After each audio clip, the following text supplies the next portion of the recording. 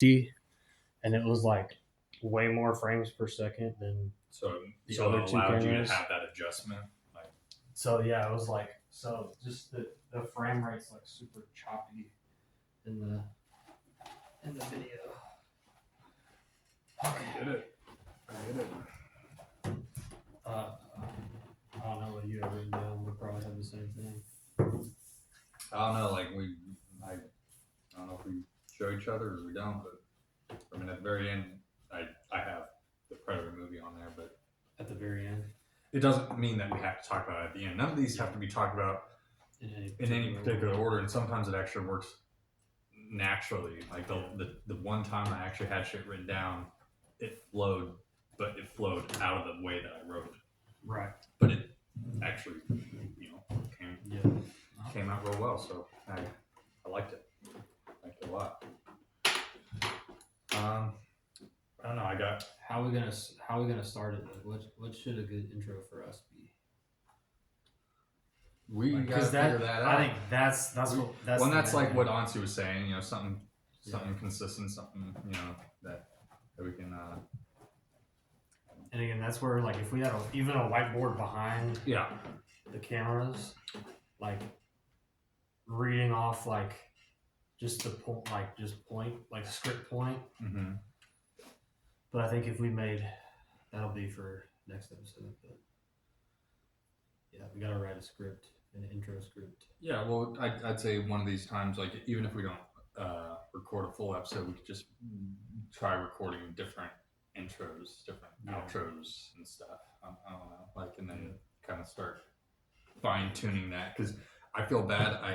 I'll admit I feel a little lost when we're giving outro because of how to plug it and stuff. Like when I did YouTube, again, this was like very rudimentary, but when I did YouTube, I found my script, but I also borrowed words that other YouTubers were using that I liked. But at the end, like, oh, thanks, like, comment, subscribe, like we're all doing, and and I had the same, like, thanks for stealing from my YouTube channel, dude. I had one kid fucking reach out and be like, you fucking stole from me. I think I mentioned this before. You stole from me, blah, blah, blah, blah, blah. And then I'm like, bitch, I didn't steal from you. I stole from this YouTuber. And then he was even like, oh, that's who I got my pattern from. And I'm like, you're a fucking, like, you're accusing me of stealing your shit when you stole from this guy. And then I said that I took it from the same guy's inspiration. So it's like we both got it from the same source. Like, get it right. But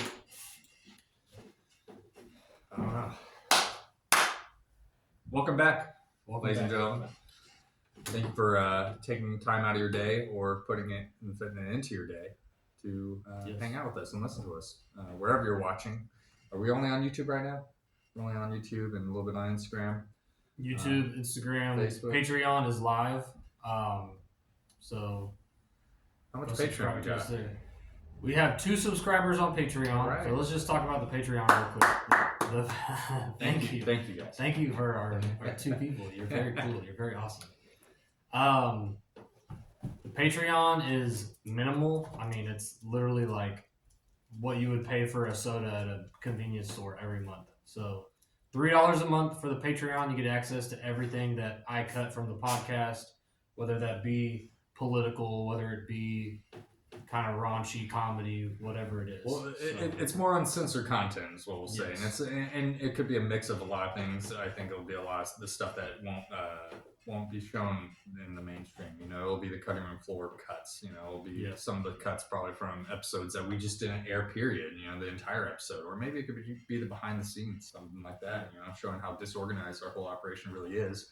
All that being said, I hope that you guys have been noticing, a trend upwards, little by little. I'm not saying you're going to see a huge, tremendous upgrade in our production value by any means, but we are striving to work towards it, and we do want to take any feedback that we get and work forward to progress. So just keep giving us feedback, even if it's something as simple as we can smell you through the screen, in your shower. Just give us that feedback. We need to know. But just if we're not hearing anything, then we're not really going to be able to know where we're dropping the ball and where we can improve. So if there's one thing we want you to do for today, please drop a comment on what you thought on any of the topics. We haven't written down. We kind of just freestyle it. Yeah. We're trying to get some structure down to where we write about stuff. We're working on it, and that's where we go from there. But if you didn't know, or you're just joining us, I'm Nick, I'm Sean. and this is Don't quote us. Do not. I wouldn't. I don't even want to quote myself. Well, let's jump into it, right? Yeah. What you got? I got what's a skill that you would like to learn? What's a skill that you don't already have that you've thought about before? Like, man, that'd be really cool. I would like doing that. Like, I'd like to know how to whittle or something like that. I'd like to know how to weld. I'd like to know how to, I don't know, hunt. That's a really good question. Change my own oil. What would it be? But I wasn't prepared for. I'm just some throwing intense darts at the wall questioning right like now. that. Yeah. So I don't know. I think my parents would be able to teach me this one, but gardening, I think now, it would be a really good one. Shit. Off the top of my head, that's probably the best one I could think of. I mean, that's useful. You It know, is like useful. you can plant and have like sustainable vegetables and fruits and whatnot that you grow in your own. So garden. you're looking at like kind of the agricultural side, like you want to have your own vegetables, fruits, and stuff that you're growing, like so in your own small garden. batch stuff. Yeah. Not like I'm not gonna large grow scale fucking to a crops, farm. You know? Sure, but just that you have your own tomatoes, you have your own strawberries. That's a skill. Like, knock on wood, this ever happens, but if we go into the weird. It's one of many that you would need. It's one of many that you would need. What are those people called? The Doomsday preppers? Yeah. If you go into the doomsday prepper mode, man, like that's a extremely useful skill. Well, it's that and hunting, which I can't say that I have really partaken in that, but many people that wouldn't know how to hunt for their own food, kill for their own food, and it's not to talk down on anybody that's a vegetarian. Obviously, if you know me out there, I grew up in a vegetarian household. I do eat meat, but I don't hunt.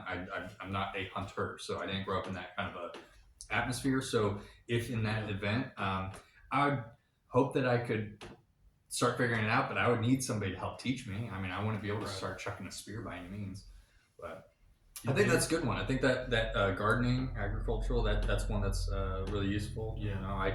I as a newly found homeowner or fairly new, I like doing some of that landscaping work, some of that gardening work. I'm still figuring that out. I'm just trying to get grass to grow where there's mud.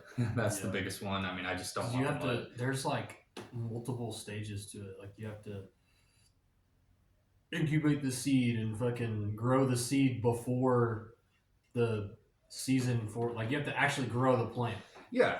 Before you put the plant in the ground. Well, and I had success last season with some grass that was in some of the muddy areas, and I didn't know what the fuck I was doing, ladies and gentlemen. I really was figuring it out as I went. I just threw all the seed over to where I had the mud at. I did kind of aerate the soil, that way it was more opened up, and so it would take the seed down, and it just watered like a motherfucker every day religiously.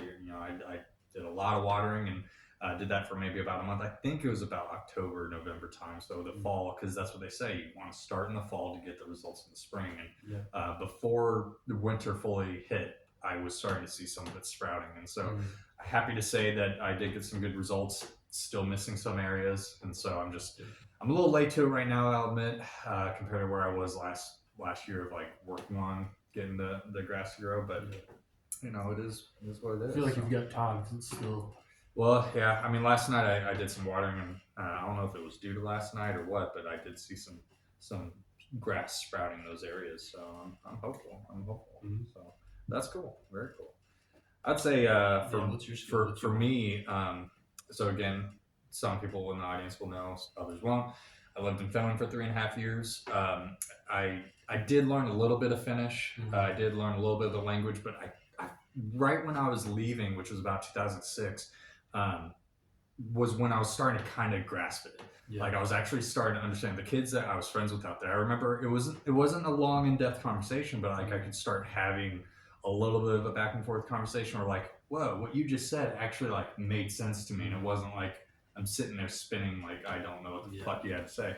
But I would like to learn some Finnish, and my wife and I both like to learn because we are newly found uncle and aunt to Little baby Samuel Ray Altalo. That is my oldest sister's firstborn, and he is a bundle of joy, I tell you. Hell yeah. So I think that being that he's in a going to be in such a diverse environment with both Finnish culture and the American culture, I think that it would be important for us to equally know how to speak Finnish, Right. So we could interact with him Yeah. in that way too. So it's a good excuse for us to learn, but Yeah. I'd say that's really That's high the on my perfect list right now. excuse, honestly. Yeah. But I will say, man, like being the fucking old school uncle that I am, dude, I've been an uncle for like all my life. Have you been a funkle? Would you call yourself a funkle or just an uncle? I think I'm a fun uncle, but I'm probably not the. I'm probably the grumpy, old alcoholic uncle. Oh God. That nobody. Well, there's wants to always be around. worse But uncles to be. So that's the thing, right? Is like being an uncle and like being an aunt or whatever. Like you don't have the responsibility of taking care of those kids on a daily basis. Right. It's just the little snapshots that you get, but you also have that ability to teach and to cultivate like I don't know, like teach them the lessons or cultivate the personality traits that, you know, I think are the most culturally acceptable from your nephews or nieces. But like I have 5 nieces and 3 nephews, and it's like those kids are everything to me, dude. Like I feel like I'm a good uncle. Like I could be I can better, believe but it. I feel like it honestly, like it's a great introduction to dealing with kids. And you know, like I know both of us plan on in our respective families when we start up, like we both plan on having kids. So Yeah. No, it's definitely something that my wife and I want to have. We are gonna. I think where you're getting at with this, we're gonna learn through them. You know, we're gonna see some of like what they're going through. Not that like we're gonna try to like, you know, just look out for the faults, but like, you know, we're gonna, you know, learn as they're learning. You know, and then, you know, I know that once her and I are in that stage of we are the parents, like we're still going to be learning. You know, learning, I don't think ever stops. Like with many things in life, I don't think there's ever a cap. Like, oh, I've read the book front to back, that's it. Like, no, I think you never stop learning. I think that every day you should go out with the open mind that you're going to learn something new. You may or may not. To learn. You know, something. don't close your mind off that I know it and all. Even and I know like everything. like to go off of that, like I find it more often than not, like because like in our job, in our line of work, it's very like experience based. Like something happens to you, like, oh shit, I've never been in this situation before, like, and you learn right then like what to do and what not to do. You know, like, so I think experience based learning is the most instinctual form of learning, and it is the best type of way to learn. I agree. Like you could read the handbook, so to speak, of how to handle that situation, whatever said situation is. But even if you've read it front to back, word for word, and you can recite it, you know, with your eyes closed, you won't handle it or know how to handle it until you're actually faced with that situation. And I mean, the best way to learn is by being in those predicaments.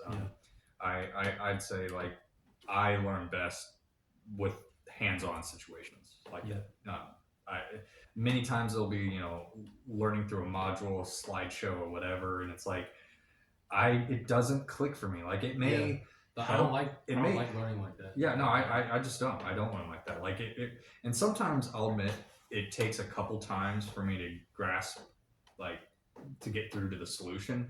But many years ago, a former boss was like, you know, there's nothing wrong with making a mistake, and there's nothing wrong with making the mistake again. As long as if you're repeatedly making the same mistake over and over, that's where there's an issue. But like, again, don't be afraid to make mistakes. I'm not afraid to make mistakes. Obviously, I'd rather not. I'm sure most of us in the audience would rather not. But like, be okay with making mistakes, but just reflect on it and why the mistake was had and how can you better put yourself in a position that you're going to avoid the mistake future on, like down the line. Like, in both lines of our work, you know, obviously I was in the same atmosphere that you're in still, and there's many times you'll be in that exact same situation, many times, and so it's like if you just keep in mind what you did wrong that time prior, then even if it was okay, well, I'm just gonna try something different, and it still didn't work, you know, and you still failed.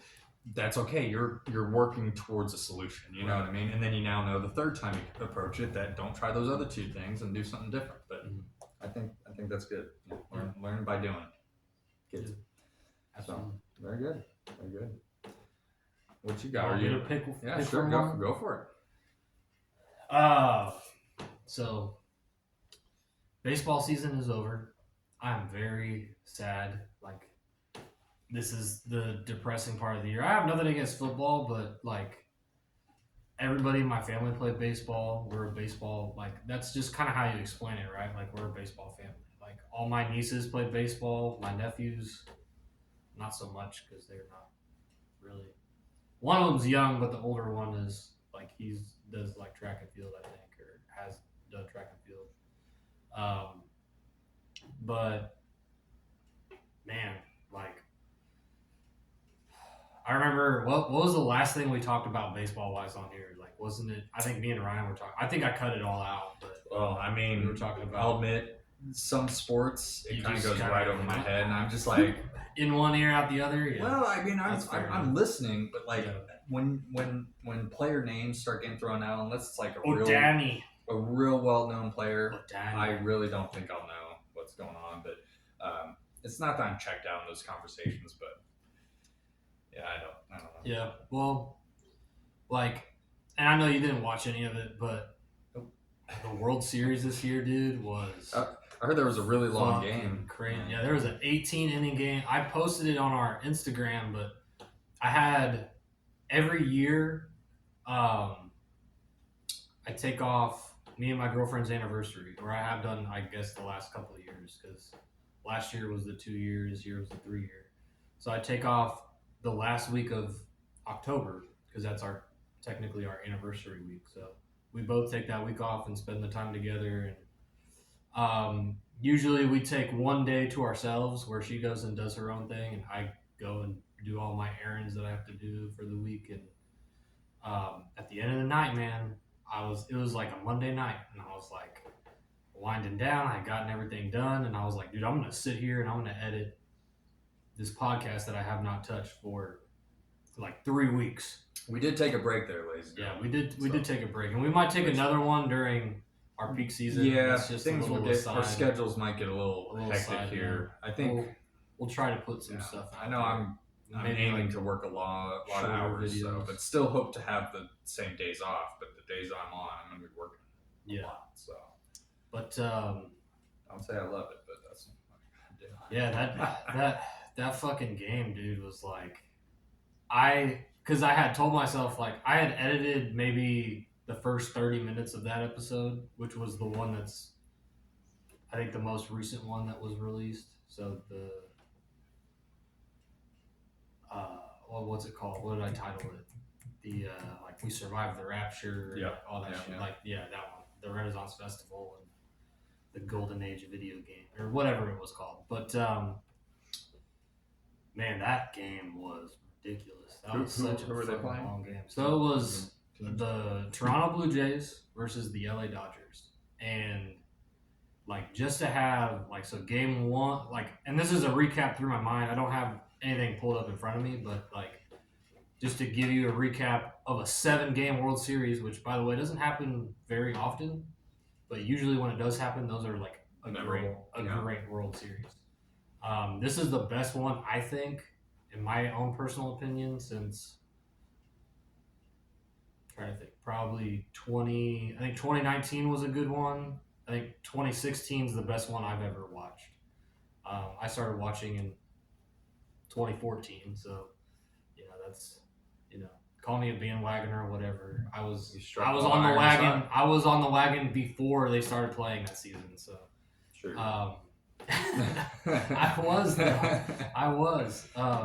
I think I can attest you were. I mean, you're ramping up towards I it. got So. into it at the end of 2013. I do remember that time. Like, and that was like right as the season ended. It was like, man, this sucks. Now I gotta wait 6 months to be hyped for something. But game one, Toronto Blue Jays just broke the back of the fucking Dodgers. It was like 13-4 or something like that. Now, did I hear right or Game wrong? two You was, can correct me. That closer game. there were at least some people that I heard they were thinking the Blue Jays were gonna get it. I thought they were gonna win, dude. That's what in the back of my head. And again, I wasn't following, but like. And that's kind of where I want to break it down. Is like I didn't watch Game 6 was the only game that I didn't watch because I was hanging out with you and Ashley and Nancy and Nikki. Mm-hmm. That was Halloween night, so I didn't watch that game, admittedly. But one of the last plays of that game was so like Toronto was down 3-1 going into the bottom of the ninth, like have the chance to either tie it up or walk it off. And if they won that game, they would have won the series because they were up 3-2 at that point. And whoever wins 4 first wins all. Okay. So there was, I don't remember how the runner got on, but there was a runner on first base, and then the next dude up ends up hitting a ground rule double because the ball got stuck in the base of the wall. Like launched the fucking ball at such a like just a game of inches, man. Like that's exactly what it is. Like it was like the perfect trajectory, the perfect velocity for this ball to just when it landed, boom, just got stuck in the base of the wall. But if it didn't get stuck in the base of the wall, that's probably RBI triple, and then you have the opportunity to tie it up. So it's like, and then on top of that, then I think one of the very next plays or the very next play, like one of their better hitters comes up to bat and lines out, and the dude gets picked off a second base. So one of the runners gets picked off second. So it was a double play, and it ends the game. Like, just you can't make that shit. Like you can't script that shit. Like you can't. Well, like script things like that. And everybody was saying how all the Dodgers like bought the World Series. I agree with that to a certain extent. Bought the World Series? Yeah, because they spent the most money, like by far. Yeah, but like compared to the whole NBA fiasco of all those that have been, what am I looking for? Like the betting scandals. The betting scandals, like the which have been like more than 30 there have been people. A couple, and it's like it makes sense. It makes sense because like all the player has to do is like the over under however the betting works. I don't bet. I don't do sports betting, but that's why. But it's like they can keep themselves from from scoring. While baseball, it's like no, you've got to hit it out the park or something. Like so, what's been happening recently with that is like there have been pitchers that get caught. Like this pitcher was betting on games, so if a pitcher like maybe he's like, yeah, I'm gonna give up 2 runs today. Like fuck it, I'll give up 2 runs. So maybe he walks the guy, and then maybe he just throws a fucking cookie right down the middle and lets the guy fucking hit a meatball out for a home run. You know, like cookies and meatballs, gopher ball. So the baseball lingo is wild. Baseball is wild. Gopher ball. Oh, that's the ball that you hit a home run off of. Okay. That's an old school one. That's one that doesn't get thrown out there a lot anymore. But very cool. Hope we all learned something new. Game 7, dude. Game 7 was fucking electric. Like Dodgers go up. Bo Bichette, their shortstop, was like their perennial, one of their 2 or 3 perennial all-stars. His dad was a bona fide MLB home run hitter in Colorado, and this guy got injured, and he's been out for 8 weeks, and the only postseason play that he got was in the World Series. Game 7 hits a fucking moonshot off of Shohei Ohtani, who's like the best player in baseball right now. I've heard that name. He's a pitcher and a hitter. Yeah. That's why he's so good, is because he can do both. Like, I think I was talking to you about it maybe the night it happened, but he had the last game of the NLCS against the Brewers. He had 10 strikeouts, 9 or 10. I think he had 10. 10 strikeouts, struck out 10 batters on the mound, and he hit 3 fucking home runs as a hitter. Like, that is just ridiculous. That is, I don't think we've ever seen a performance like that in a game, like ever, period. But he's a generational player. He's definitely the best player in the game right now. And a lot of people are shitting on the Dodgers because they spent a lot of money. But, like, dude, in my honest opinion, and this is what I have written down, it says LA Dodgers World Series heartbreak for Blue Jays, because that's, like, I can't put it any other way. Like, the Blue Jays, for their roster and nobody expecting them to get to the World Series. Oh, like, so it was a bigger fight on their part. It was a big fight on their part, but they fucking, like, Went out they went toe to toe, dude. That's like, good. They, I mean, that's how they it should went be. out fucking swinging, dude. You know, like it makes me think of the last Super Bowl with the Chiefs, and it was like I felt like it was just disgraceful for how good we were leading up to the Super Bowl, and then all of a sudden it's like we just handed it to them. I'm okay with us. We were I'm not okay with as us. good as people said we were. I think I'm last okay year. with We us. got pretty lucky. But There were some really but we're lucky games that doing, we had. you know, still very well, you know, with the wins, win to loss streak, you know, and it's like. But some of the wins. That's my point. Is like some of the wins that we had. I've heard the the refs, you know, are on the Chiefs side, but and stuff like that. you can't make up blocking a field goal to end the game Yeah. and win the game by fucking 2 points. Like you can't make that kind of stuff up. But when it is a questionable call, like pass interference, or the dude's toe, his toe landed just outside the line, right. and I get that. he didn't score the that kind of stuff is like. That's why and the argument, somebody made an argument to me about baseball about umpires calling balls and strikes. I completely agree with it. Like, umpires statistically this last year were absolutely fucking horrid. Like, I think the worst year they've ever had. I think, and I don't know the exact numbers off the top of my head, but if you have two teams, their combined pitchers, whatever, on any given, I'm just like probably looking at the average. You're probably looking at about 150 to 200 pitches per team. So that umpire is behind the plate calling 300 to 400 pitches a game. Whoever the umpires rotate for the series, but like the umpiring behind the plate this year, man, was absolutely disgraceful. Like, I think they had like an 85% correct call rate or something like that on average, and that is absolutely fucking terrible. That would seem good on paper, but like in a judgment based game, that's not very good. that is so judgment based that it's like at that point, like you could even argue that they're getting on the fucking betting shit and like, now we're betting on games, and if I call the balls and strikes in such a way that this team loses and this pitcher, not saying that's happening, because I don't think that is, but now there's I don't like that human. There's so much betting now.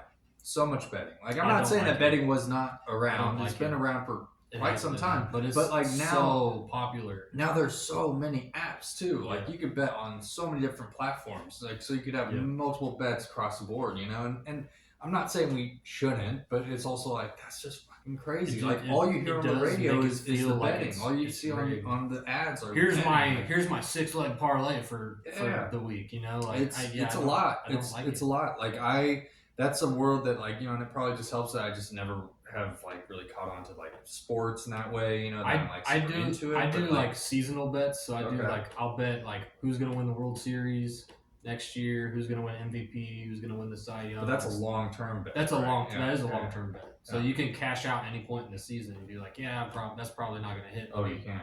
Let me cash out at $5 or something. Okay. You can always, if your bets are hitting, say you bet the money line and then anytime touchdown scorer for all the games on the schedule for a Sunday, for any given Sunday. If you're starting to hit all your legs and then the games are still going on, the whatever app you're on or whatever casino you're betting through, they'll offer you a buyout. Hey, we don't want to pay you fucking, you bet $100. We don't want to pay you 10 grand. Here, we'll pay you 2,500. You can buy out of the bet, cash out. But that also covers your ass. So if you don't hit a parlay, then you still make money. You don't hit a leg, you still make money. Yeah.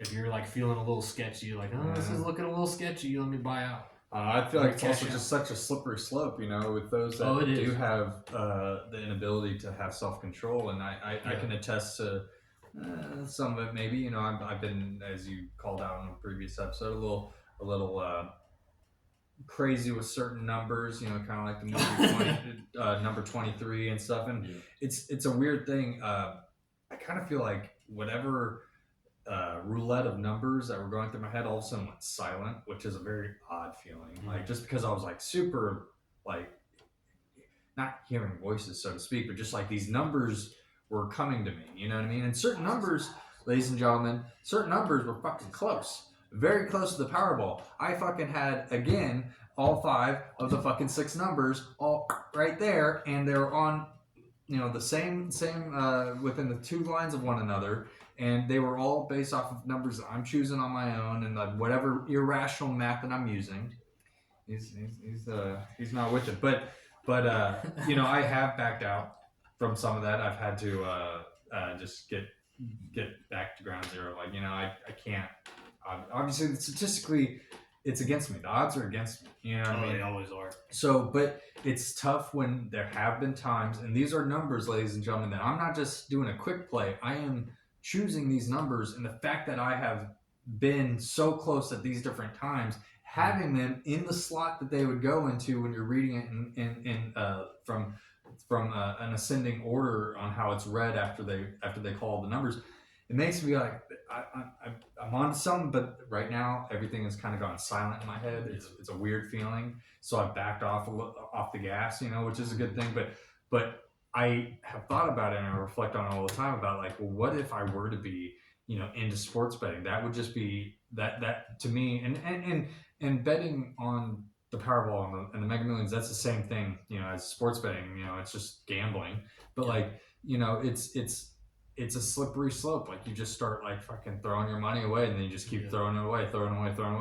And when are you willing to go, okay, I recognize that this is not a good thing right now. I mean, no matter how close I get, you know, it's like you sometimes need to like walk away. But the problem is sometimes you'll be like, that's when you're gonna hit. That's when you're gonna hit. Exactly. When you walk away, the next guy walks up to your table and they hit that jackpot.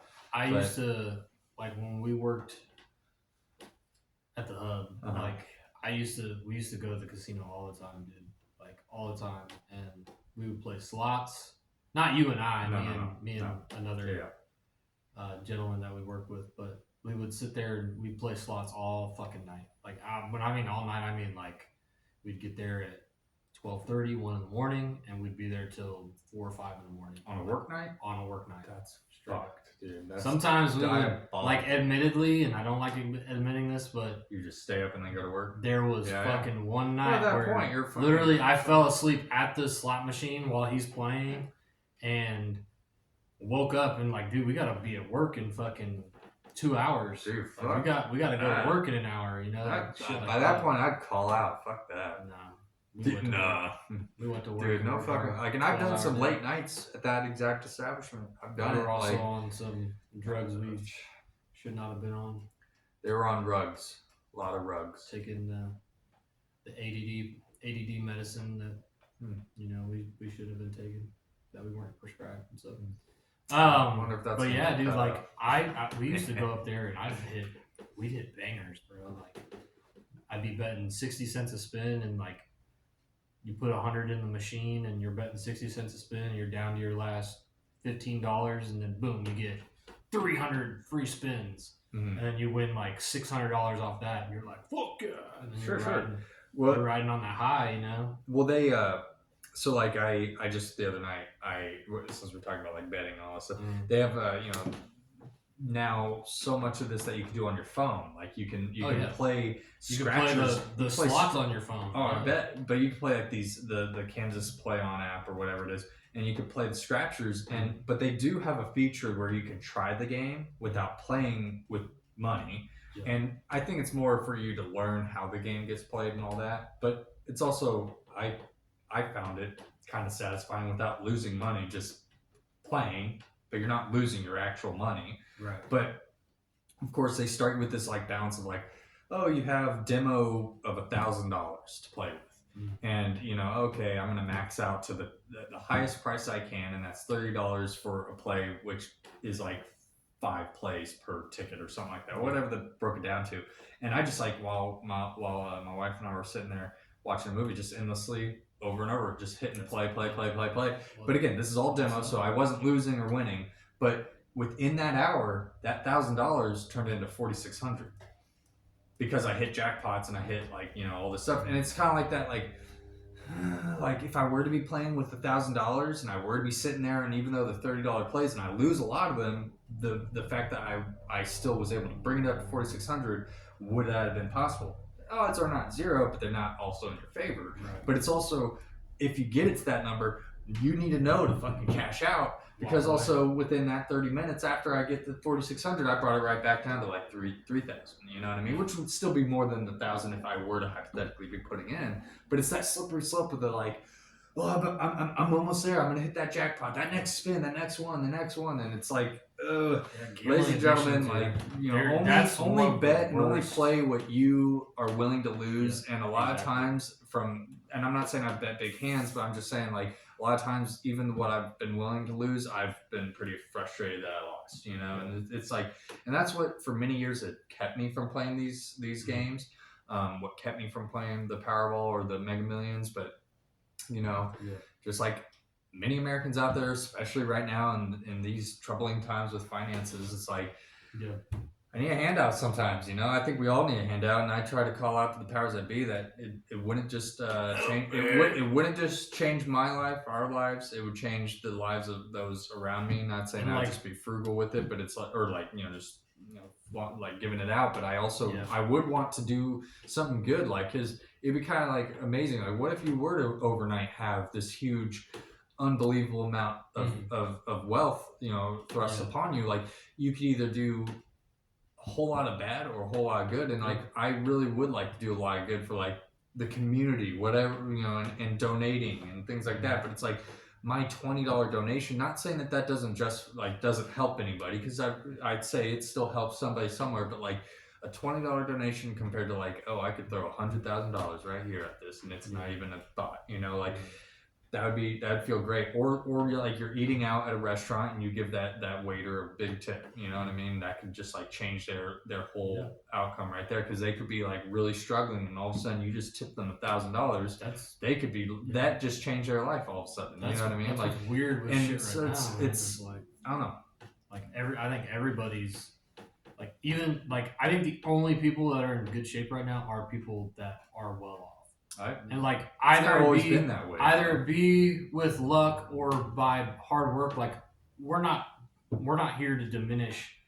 If you are a 100 millionaire or a fucking billionaire, like, oh yeah, they earned that money. Like, sure they did. Yeah. Well, they had some kind of talent that helped them get there, or some kind of skill that they had that helped them achieve those kind of numbers. Well, not to like cut you from what you just said, but to piggyback off that small snippet is like, I'm now, since I'm in the 30 club, I'm on a Facebook page that's like skaters over 30, and there's this one skater that he uploaded a video of him skating, and clearly he is well off. I think he's in Sweden, and he has like a Lamborghini, and he has his own indoor skate park and his own like fucking nice ass garage, fantasy factory type of shit, and it's just like, that is amazing. And in the comments, there are a lot of people that are hating on him, like, "Oh, fuck you, daddy's money." I get it. I think but equally, there were others that were on his side. Like, what's to say that he didn't work his ass off and earn where he's at? Who knows where he came from? At the end of the day, it kind of doesn't matter. We don't deserve the answer, but I don't think that he deserves the hate outright. Right. I think that it's more. I would just hope that if somebody did like start from zero and all of a sudden now that's where they're at in life, I would hope that they never forget where they started, so they don't ever look down on somebody else for being where they are, or like struggling in the way that they are, or acting the way they are because of that. But I do feel like sometimes it feels that way, that like that BMW, that Benz cut me off in traffic like that. But it's like to a brief moment, you can't help but feel like, are you just thinking that I'm a peasant around you and my life doesn't matter, so you cut me off in traffic in such a way that you could have fucking T-boned my ass and killed me, you know what I mean? Like, but yet you don't give a fuck because these are all NPCs around you. Like, Yeah. I don't know. And the world's weird right now with some of that. Is. So I feel like there's always been a divide, and I'm speaking from my perspective, so I don't truly know how genuine this view is, but it's like there's always been a divide between those households, the middle class, the upper class, and the 1%. But I feel like it's just continued to become like such a the chasm's grown. It's grown to where like you can't even like it's.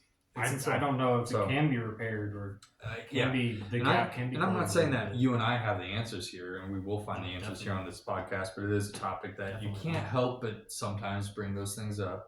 Yeah. Just like, unfortunately, bringing up some politics or something like that. But those are also topics that I don't want to like just be like that's what this podcast is about. But it's like in today's world, that's what a lot of everything comes down to. And at the end of the day, I don't give a fuck what anybody out there believes in, as long as you're not, hurting anybody else around you and wishing ill upon anybody else around you. But I also would like, even if you have a differing opinion from others that are around you, you don't shun them or you don't look down on them in that way. Like now more than ever, you can't. Or not like you can't exactly, but like. The divide is so grand that it's not just we can agree to disagree. It's like, no, I'm right, you're wrong, and now you're a this title, and it's like, ooh, I think that titles get thrown around as well, especially from certain people that hold higher power. That it's like that's really extreme. That's a really extreme thing. I'll straight up piggyback off that, dude. Like I think the problem with politics right now is the fact that a lot of people, and this isn't pointing fingers at any one side, because if you're Democratic, liberal, or you vote Republican, you have conservative views, like either or, like people get their identity so tied into the party, their political beliefs and their political side of it, their political party, that like they get lost in the sauce, essentially. Like they just get lost on that path, and like something could be done, like fucking absolutely the worst fucking thing any president's ever done or whatever, but because they're your party, you still defend them for that. Like my biggest thing is like, as long as you put your country, as long as you put everybody else that lives here above your views and above yourself, like again, like, and I've think I've said this to other people, but like I was raised good old Christian boy. Like there were a lot of points in my life where I questioned God and went down that whole path of it. Like I did not have a good relationship with God, but like coming into now, like how I've repaired that relationship, like why can't we just fucking follow the teachings that we say that we follow? Like help your neighbor. Yeah. Help those people less fortunate than you. And stick up for the fucking people that don't have a voice. Like, even if you feel like you don't have a voice, like, I think some of us are more privileged or in a position of privilege to provide a window or to put other people's, like, struggles into the spotlight, to where other people can finally understand, like. But again, I think this is the problem with the economy right now, is like everybody is struggling, and when everybody struggles, like it gets very much like me, like I'm struggling, I need help, like I want policy politically to help me and me alone. Like I don't care about my neighbors, like, and I used to be that way. Like I used to not care if everybody got the same treatment. I just wanted the best treatment for myself. Like, and that's, you have to grow and learn from that shit. But like ultimately, man, like the problem with politics, and this is just like straight up where I'll end it. The problem with politics is that we get so tied up into our personal feelings and how our politics make us feel, and not the actual logic or the facts behind it, that we will defend to our dying breath sometimes like our political party or our political affiliation. When truly, like we are a diverse country. We are like that's what's great about America is that we have so many different 100%. viewpoints, so many different standpoints that we can, you know, like disagree. Like it used to be we could agree to disagree, right? Right. But now we can't even fucking do that. Well, Like we can't. And like you said, the labels get thrown around because somebody just doesn't like that. just opposite. doesn't like the opposite of what they are. Yeah, whatever that may be. Even and it can sometimes even be within that party. Like they're just an opposite, opinion, differing of opinion, even within their own internal party. But like, I don't care where you stand on either side. If you are this or you are that, I think just be good people at the end of the day. And also, like, remember we're all Americans together, and let's like unite as a country and not fight against one another. Like the thing is, we're doing a lot of this that's dividing us, and that's the issue. Like, or at least that's a big issue for I me. could go down the rabbit hole of who's doing it and why the economy is so bad. But it ain't that kind of podcast. But I won't do it. It ain't that kind, and we're definitely getting. I'll get. We're definitely heated, bro. Well, we're definitely getting down on it. And I mean, you and I both were. I can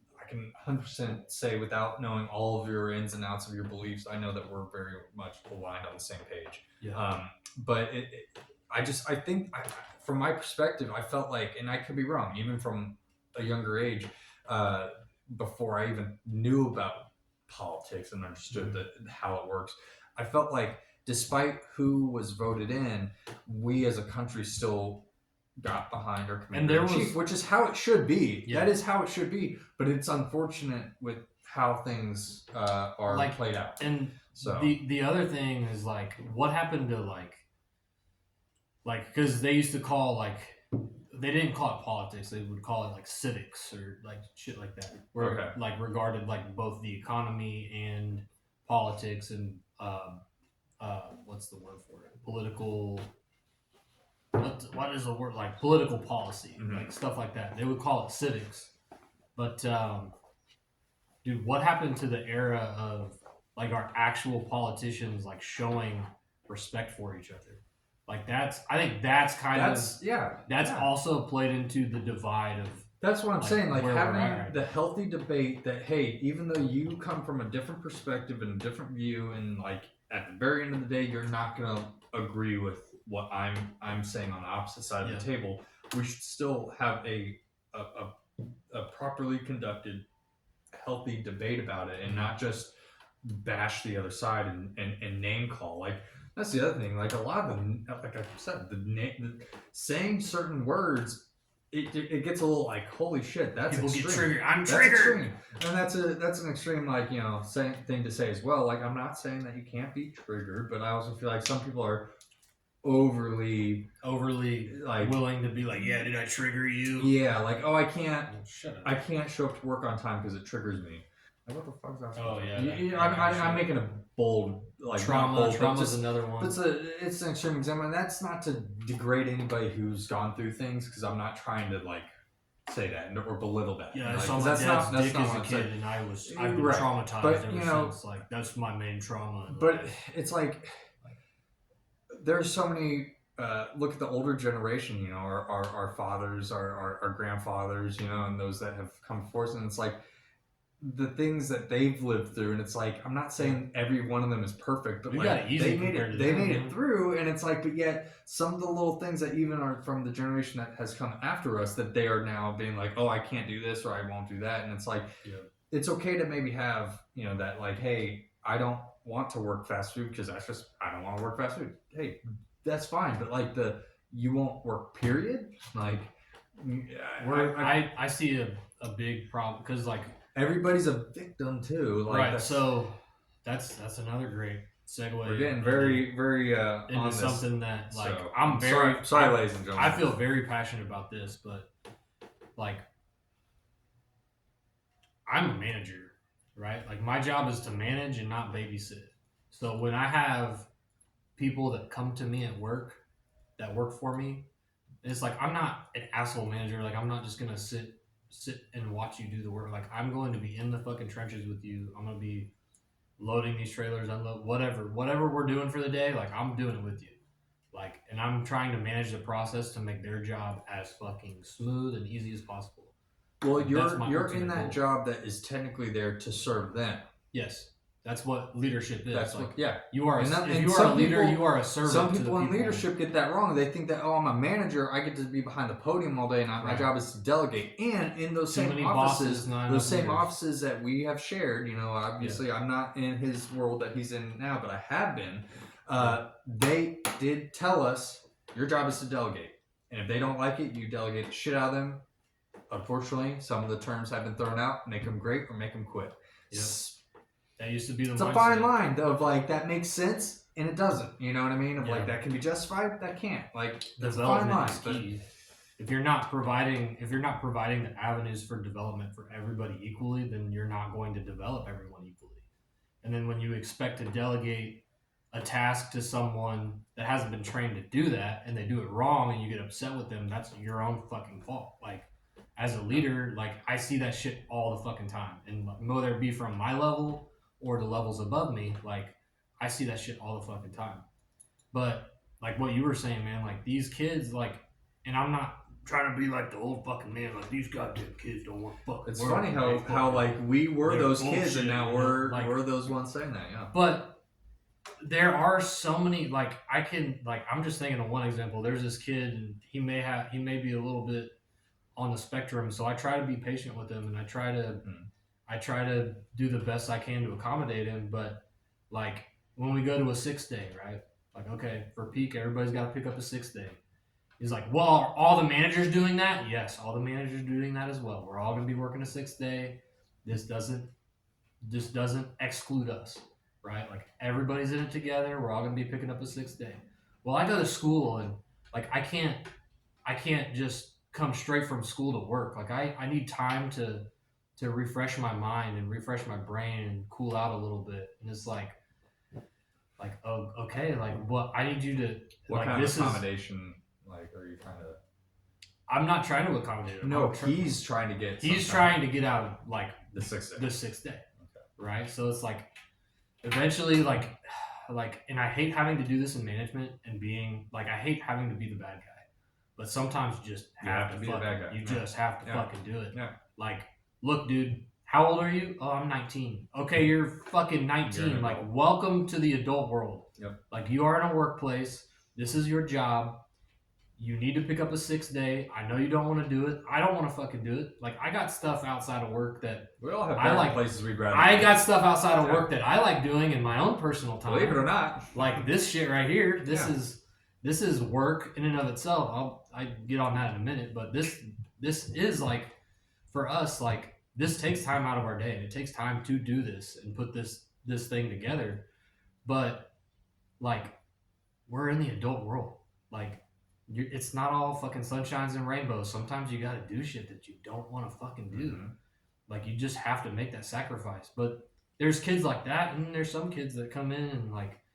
Again, they're all within that same age group, like 18 to 20, 18 to 21, something like that, whatever it is. But there's some kids that come in and they're like, can I come in tomorrow? Like I feel bad, like, because we have to follow that stupid fucking app that we have. Yeah. And they have to pick up the shift. And like, yeah, dude, just get on there and pick up the shift. You want to come in? We're never going to deny you from working. Like, we're never going to do that.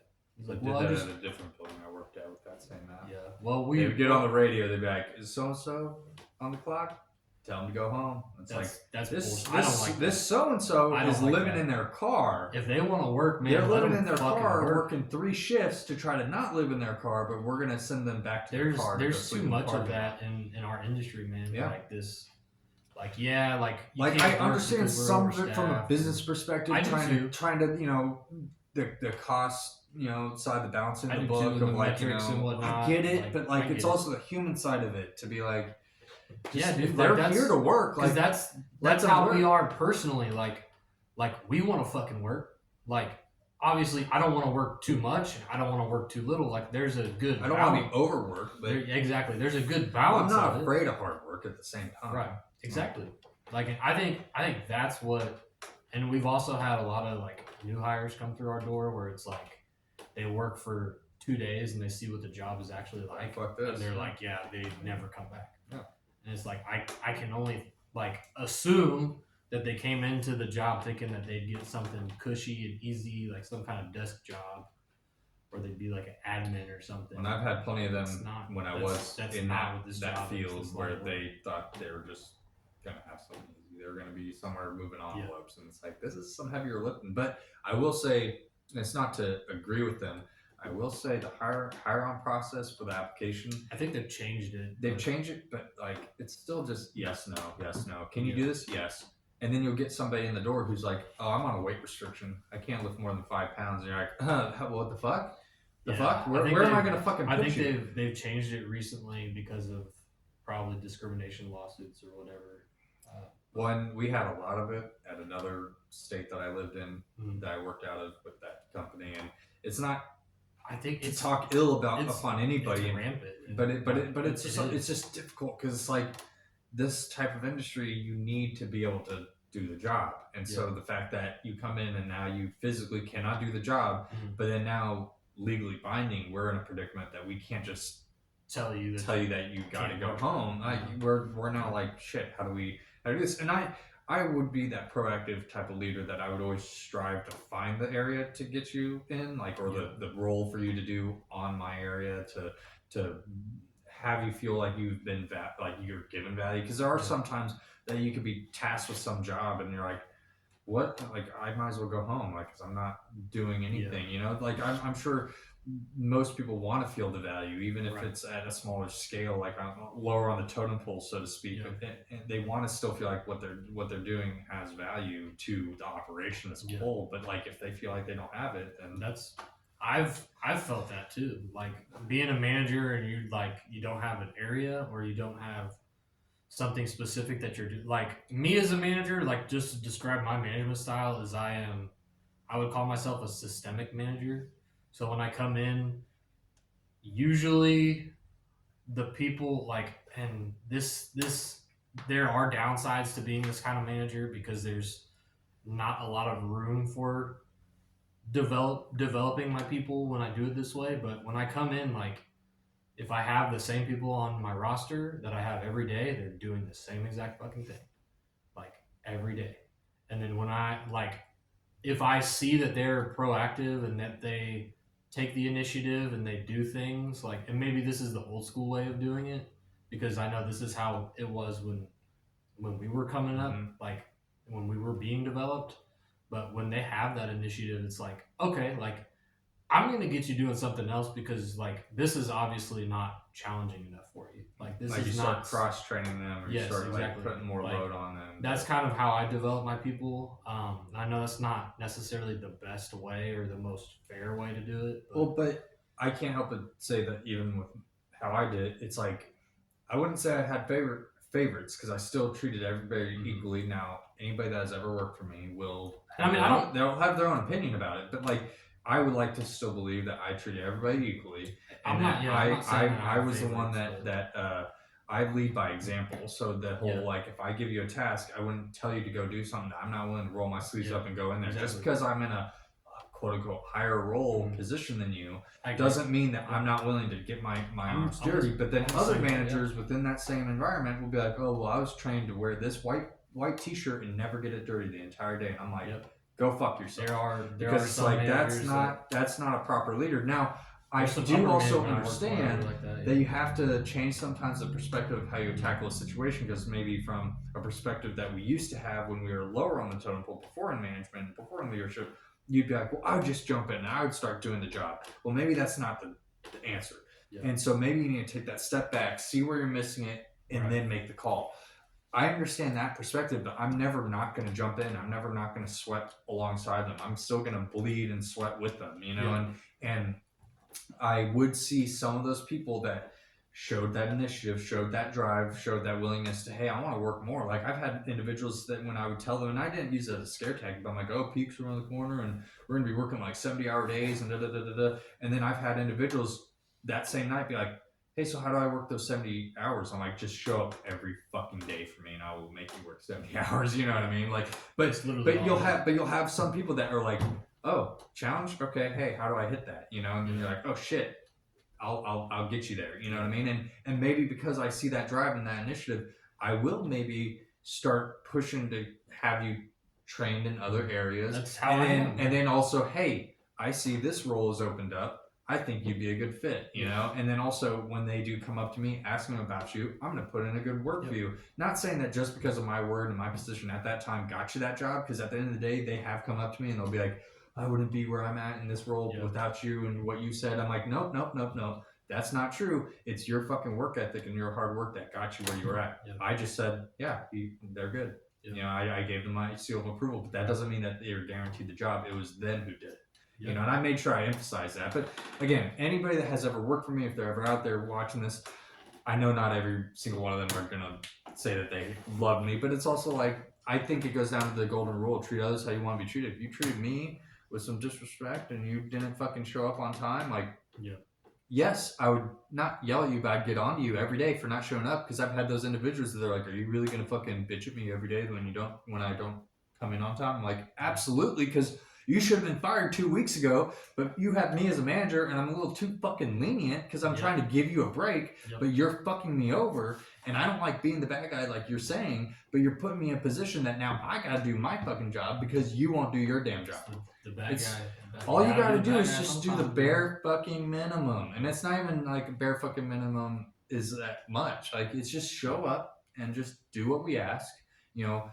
For me, when I was a manager, it's like, I at least need to see that you're trying. I believe everybody and every body is different. So physically, they may not be able to hit the same expectations that is set throughout the entire company. And I think that's fine. But I've also had upper management come into the environment and then start hounding into an employee in front of me, being like, has anybody trained you on this and this and this? Because what you're doing is super unproductive, and and basically just telling them that they're worthless and that they're fucking terrible and they need to get out there. And then I'm sitting there like, you know, what the fuck, dude? Like, because that's also, like, to me, not the way to treat somebody. Not to talk to anybody like that. You know what I mean?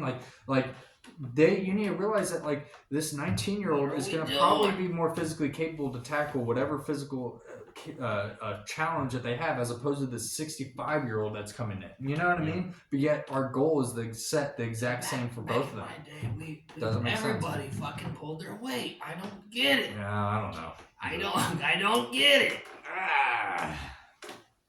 Oh yeah. So, but we could trail on and maybe have a whole nother podcast on just that. I mean, because we really could. I know that I've you and I have gotten onto a lot of conversations about that job, and like our significant others, like, you know, what you guys are fucking talking about is really boring. It's like, well, no, I can't help it. You know, I'm not saying that I overly love it, but it's just like, because of the environment that we were in. That's we can talk about a lot. So, what's your next topic? What you got? So we're really shifting here. Embrace the cold or despise it. Now we're getting into the cold season. I hate the cold, bro. I think if you're built for it, you can embrace it. What do you mean by built for it? If you're like a big back, if you're a big back, you can. A big boy. If you're a big boy, you can. Boy or girl. Because dude, like I've seen, when it's cold out, like I'm bundled the fuck up. And they're ditching layers. And these dudes are like in shorts and a short sleeve shirt, like I'm ready to go. There was somebody like that. What you mean, bro? Like it's fucking freezing out here. Somebody like that in Colorado was like that, where it was like, again, we bundle up, and the job that you work in, it's like you get heated while you're working, but you do, yeah. I'm not gonna step outside wearing shorts and a short sleeve if it's fucking snowing. Yeah. But yeah, you'll have those fuckers that are doing that, and they do it every day. Yeah, and it's kind of like, they ever do. I'm sorry, like, you're gonna get sick. No, I never get sick. It's like, that's a fucking lie, dude. There's no fucking way that you dress like that after getting all sweaty, coming outside. No hat, no nothing, no mittens, no mittens. I bet you're not even wearing socks, but like, and we're like slimmer, so I think it's just genetics, right? Like if you're a bigger person, like if your family's genetics, like, because I think that. But do you believe in like warm blood and cold blood? Yeah, but I think that go into genetics. I think it does, but I think that's more of like what I'm trying to say is like, if you're bigger, like you have more tolerance for the cold because you hold your heat. But if you're smaller, like you or I, like we're slimmer, so like we retain our body temperature in such a way that like we don't overheat, but we can probably get super cold super quick. So like I see what you're saying. so for me, like I love the summer. Like I love being warm. I like being hot. I don't like being too hot. Like, so the humidity is what I don't like. I don't like humidity. I'll deal with it. I think the heat is easier. It's to the deal with. humidity The that humidity, gets you. It is. Like, especially after living in dry climates, it's like, dude, I can take 100 degree day plus a lot better than I could negative 10. I'm saying a 90 degree, 80 degree day with humidity. Like, it's different. I feel like you could ditch yourself into the shade and dry up while you do the same in a humid climate. You're not escaping that bitch. It's running after you. But I get what you're saying about the adapting Because to I think the the cold. more like not even just body weight, like because I think muscular people don't like I don't have a whole lot of muscle or a whole lot of fat, so it's like I can't speak to either. Yeah, but I think the more fat that you have on your body or the more fat reserves that you store, like the harder it is for you to get as it doesn't cold. get to your core the same way. Yeah, exactly. Yeah. I agree with that. I also think if you have the right equipment, so you have the right clothing, you have the right layers, you dress for it well enough, you're even in Arctic temperature, you're going to be adequate. So again, I lived in Finland for 3.5 years. Mm-hmm. Not saying I love the cold. I fucking don't like the cold.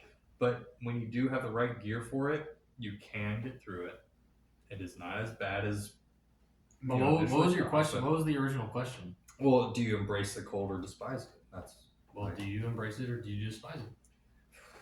I would say I despise it, but just like the changing of any of the seasons, I do like the seasons to change because having lived somewhere where there is no change in the seasons, like and California, or like the desert of Arizona, you have just brown. But but that's more of like the dry and the wet season out there. If it gets wet, but like you have the same season. Like you wouldn't know it's December. You wouldn't always know it's December because it's like it kind of looks the same as the spring and the fall. You know what I mean? Like you do kind of know when it's summer and when it's not because of the extremes, but of the heat. But I think it just comes down to the Chapel Roan song, bro. The California song. There you go. But that one gets me every time. I love that one. But I think that if you have the right equipment, and that can go into many things, it could go into the clothing, or it could even go into the vehicles, like what you drive to and from work. Now, I will say I don't necessarily like driving in the snow, but like I also am not inexperienced to driving in the snow. But it is a game changer when you're driving in something that's like when you're driving better tires, all wheel, like something that can handle rear wheel. You're up higher, so you're rear not wheel, where you're just fucking fishtailing. That is so much fun when you have nowhere to go. Because if you have nowhere that you got to go, I don't give a fuck how long it's. But when you got somewhere to go and you got this amount of time to get there, it sucks. But you just gotta leave sooner. But I don't know.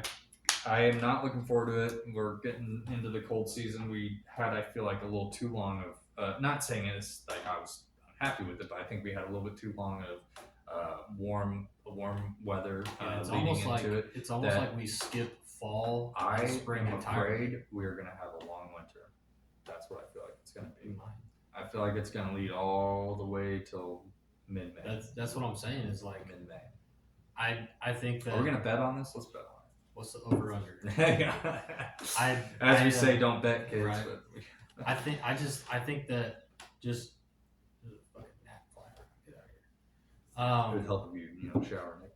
Shut the fuck up. I do take showers. I do. Are you somebody who showers in the evening or in the morning? It just depends.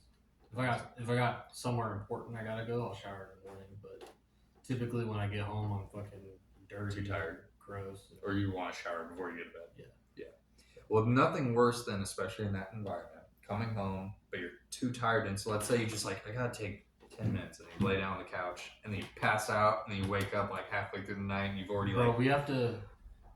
I think that if somebody's probably already invented this, but like usually when I come home, it's like eat, shit, shower.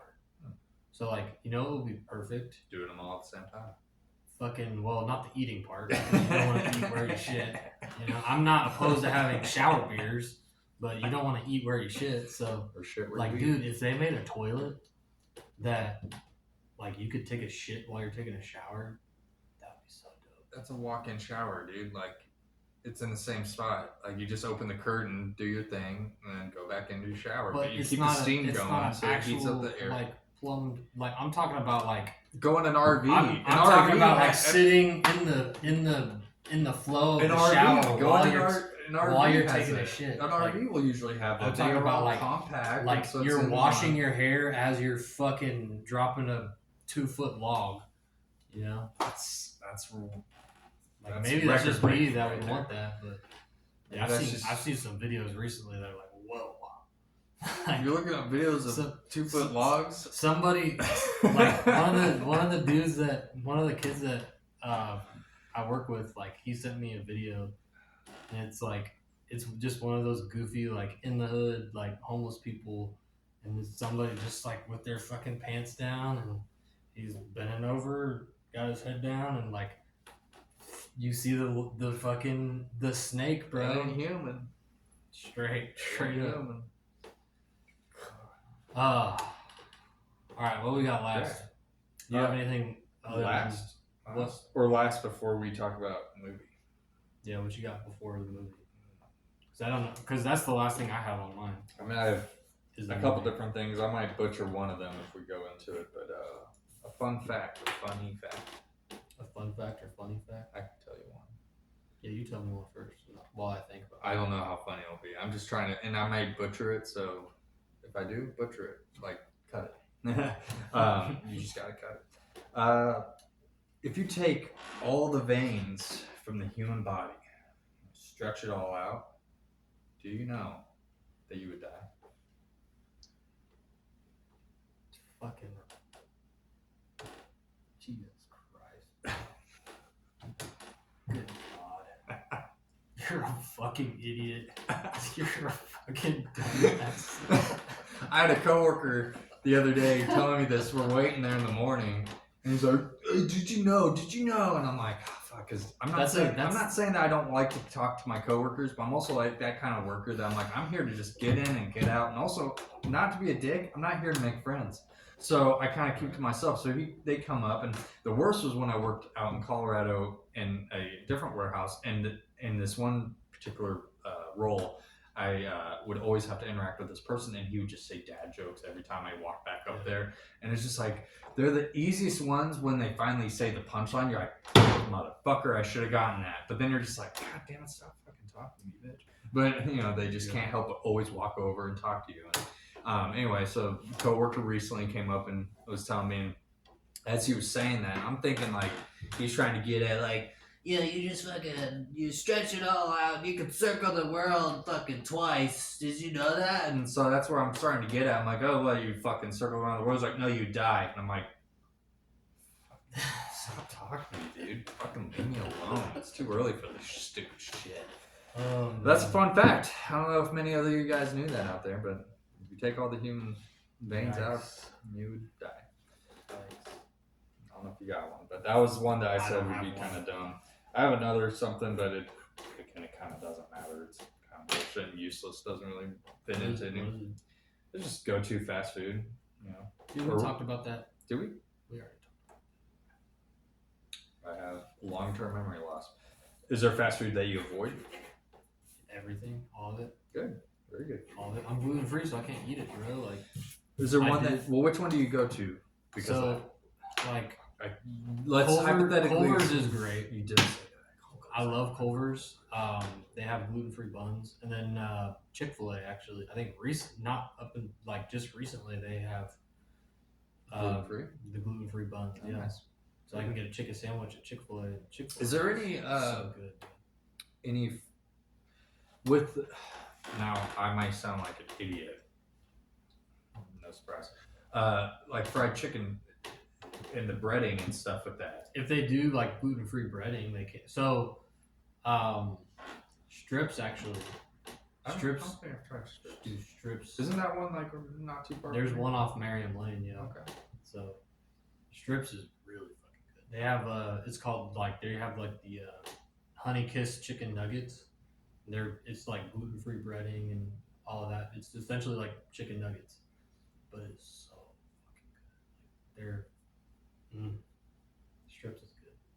I like It strips. transported you to another place. It looked like. I like strips. Dude. I'm like just thinking about it. It's like, yeah, I kind of want to go get strips now. Like, Well, it was something I just thought about. Like, I have to get a plan together. so when for you're dinner for me and getting Alexis. Chick-fil-A, are you getting like a grilled chicken? What are you getting? Yeah, my Chick-fil-A orders like usually I get. It's not breaded because they don't have. I get the grilled chicken sandwich meal, and I get just a sandwich. Okay. And then it's the same thing with Culver's. Like I'll get the double deluxe value basket, and then just a sandwich.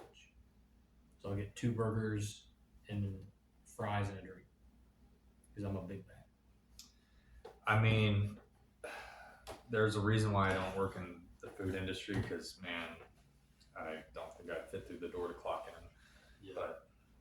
But I mean, admittedly, like I got off work late on Wednesday, and like I wanted to get Culver's, but it was like, dude, it's 11 o'clock. They've been closed for an hour. Like, what's open? And then once I had to get gas, and then I got gas off that quick trip on Johnson Drive, and I was like, Taco Bell's right across the street. Taco Bell's still open. So admittedly, like I went and got Taco Bell, and like we discussed before, my tacos were not smashed. Oh. But they were soggy on the bottom because they put too much meat on the bottom. that's almost like a given with the because it just. Yeah. I am happy to say that compared to probably the majority of Americans, and this doesn't mean all Americans, but the majority of Americans who, in their finances, they eat out religiously. Yeah. 24/7 all day long, DoorDash left and right. And I'm not talking ill that, oh man, Right, there's you're nothing down wrong on with DoorDash. But we've had people that have come over to the house and DoorDashed Taco Bell. And if you know where I live, there's a Taco Bell. And just how I look at it, Like, across the street. Straight up. Why would you DoorDash Taco Bell when you could just pay Put it for on it? the You app could pay and for it then pick it up. online and go pick it up. And then come right back and it'd save you time and I save get you it money. if But there's a place that's like 20 what I 30 have minutes done, away. what I have done when I was DoorDashing, this is back when I actually made money, was Right. come home drunk and I'm like, you know what would be really nice when I wake up is some fucking pancakes and like a whole breakfast meal in the morning. So I fucking on Denny's, I'm getting all my shit and I'm fucking plastered. And you schedule. But I just schedule it for Schedule it, whatever the yeah. time is, and then I'm laying there in bed and I fucking forgot that I even ordered it. But by the time I wake up, it's already sitting at my door, dude. Like It's fucking cold. Christmas came early. It was cold. Hey, it was still warm, but it was good. I was like, I'm so happy that I had thought about that, you know. But I only actually did that like once or twice. But I don't know. I'm not against door dashing and Uber Eats or whatever. Like, do what you gotta do. Like, and that's all. Like, and at the end of the day, it's your own finances, so it's not me to really tell you how to spend your money. If you want to also go out to eat all the time, whatever. I'm not on the side of believing that if I go out for my lunch every day, it actually saves you more money than if I were to go to the grocery store. I don't agree. Sometimes it just depends on what you're buying at the grocery store. Well, and that's what it comes down to. You just maybe are not buying the right things at the grocery store. You're getting pre-made meals as opposed to the ingredients to make said meals. Yeah. Like now,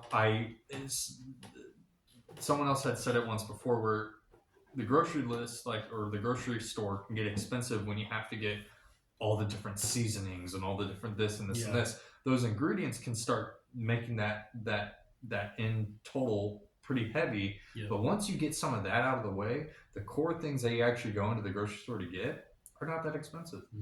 So, and in the line of work that I do, it's very easy because essentially I'm a delivery driver and you're out in the wherever all day long that it's so easy to be like Subway today, Casey's tomorrow, fucking Raising Cane's the next day. Like, it's so easy that I guarantee you that there's many of the people that I work with that's what they do. Because I mean, they come into work and that's what they've already done. They've already gone and picked up their quick trip and along with their their morning breakfast pizza and all that. And it's not again to say that you're not allowed to do that, But if you are doing that every day, you're spending so much money, like money out the door, and then they're, I'm sure, equally going, man, I got no cash by the end of their paycheck. Like, those are one of those reasons. And I'm not saying that I'm doing any better than any of the other rest, but like what we were saying earlier, everybody's struggling right now. So I think it's now more than ever really important to be budgeting, to be seeing where your dollar's going, and I'm still working on it. I'm still perfecting that, and just I think plan out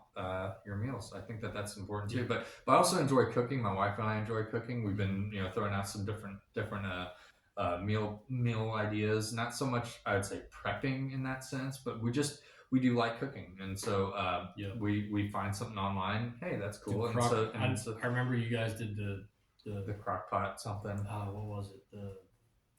The burrito. The burrito tacos? The burrito, yeah. Yeah. Did you try those? It was good. Yeah, you like it? Was good. I can't say that we seasoned them because we just bought it. Crock like pot. That, but crock pot.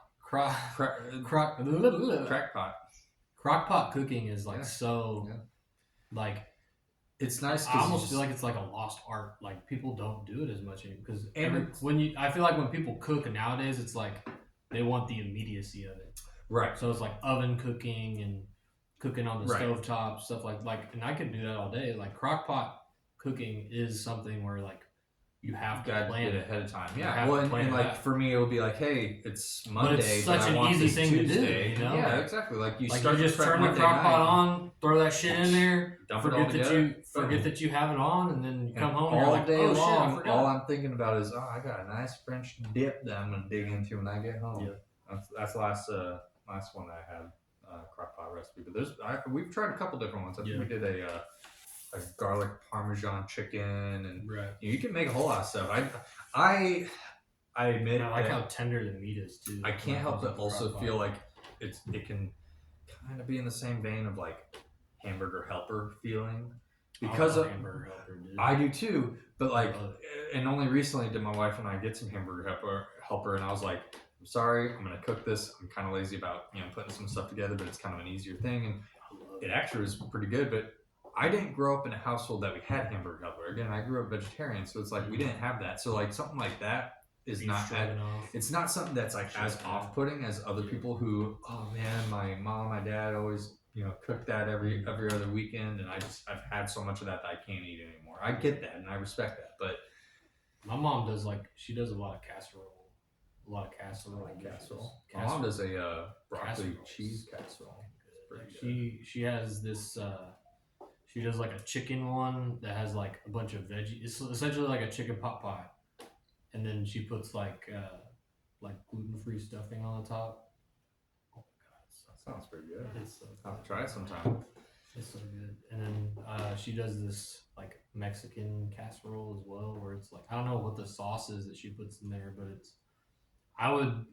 The best way I could describe it is like if you get a quesadilla from Taco Bell, like the sauce that they have in the quesadilla, like that like orangey sauce. Queso? No, it's not queso.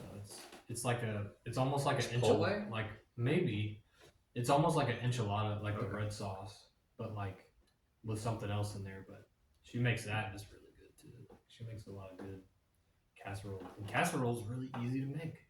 Well, that's just it. You literally just throw everything in the pan and like spread it all out. A lot of meals. Put it in the oven, and it's. I'm not saying that it's not doesn't take skill to cook, because it does, but like I do think that it's one of those things that in even our generation and probably the generation like coming after us, it's turning into a lost art. That doesn't mean that there's also not people that are not learning, but like. So many people just go for that quick gratification.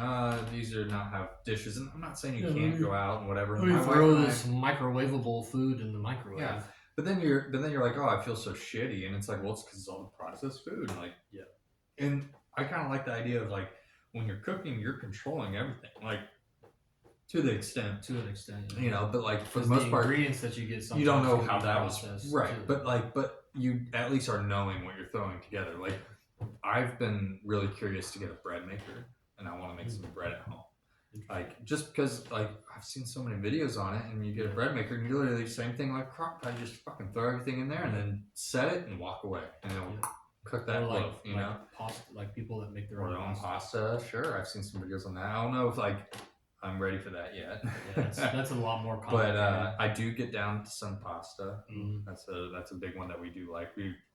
I wouldn't say so much as every week, but we do cook a lot at home. Because it's so And it's cheap. good. Like pasta is so cheap. Yeah. Bro. Well, and I mean, and again, you can make so many dishes with just the not to pasta noodles alone. not to plug the grocery store, but Aldi is pretty fair on their price set. Like even when my wife and I have spent $120, let's say, we look at what we're getting, and what her and I both get, we're not getting frozen meals. We're not getting the easy, quick 2 minute, and then there's the dinner. Like it's like we're getting ingredients that we also are not wasting. Like we tend to use all the materials that we are getting. Like that's compared to going somewhere like Walmart. Unfortunately, like if we tried to do the same shopping at Walmart, we'd be broke. But everything's expensive now. Yeah, we talked about it many times. We probably will talk about it many more times. But until it gets better. Yeah. But yeah. Well, on to our final topic, right? Right now. The most exciting one, The bro. most exciting one. What's that? Predator Badlands. We saw it. We're shooting this on a Friday afternoon, so we saw it last night. Thursday night show. I could not wait. We originally had it planned for Saturday night. We were all going to see it. Nick and his girlfriend and my wife and I. We were all going to go together and see it. And I couldn't wait. And so I just like. I'm glad you. How would you like if we saw it Thursday? Hell yeah. I wanted to get in there. It's a franchise, that and the Alien franchise. I'm a sucker for it. Yeah. Even the ones that you say you don't like, such as Alien Earth, I still just like the franchise as a whole. Right. I like that world. That like give me anything. I'm that kind of person. Doesn't mean I don't have criticism. Doesn't mean I can't be agreeing with the criticism. But it's just I like anything that progresses that world. Right. But Badlands was fucking awesome. It was good. It was really good. I wouldn't say my bar was like set so high, but like Dan Trachtenberg, he understands it all the way. He gets it. And Prey was just like, so there's two movies that maybe now come to mind if I try to think about it, of like the feeling of like the nostalgia of being in the movies and like, you know, having this great experience and not even knowing what I was about to experience. Now, Prey I didn't experience in theaters, but the other one is Spider-Man Into the Spider-Verse. Mm-hmm. Yeah.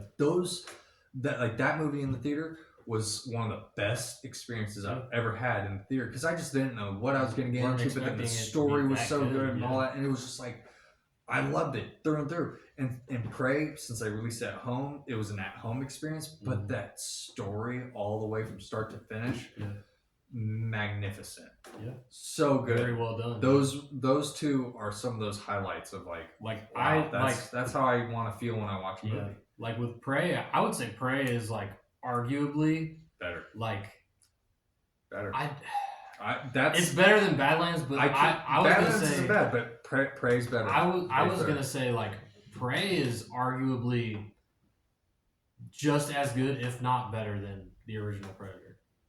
I could get with that. I think the original Predator, I prefer it because it's the nostalgia? It's the original Predator. It's that like testosterone and Arnold in there. Dylan, you son of a bitch! Yeah, no, I love the original. Got you pushing too many pencils. Yeah, I was on a fix back in the day when I saw the original Predator. I was living in Finland, and I was like just Arnold was my hero, and he was my childhood. And then I came across Predator. I don't know when, but at some point probably when renting movies and rented it. And I remember also like seeing like how grotesque some of the scenes were with all the like skinned bodies, and I was like, ugh, you know. I mean, like, cause I was like second grade, I was young, you know, but like getting hooked immediately, and then went into the Alien franchise right after that, and like.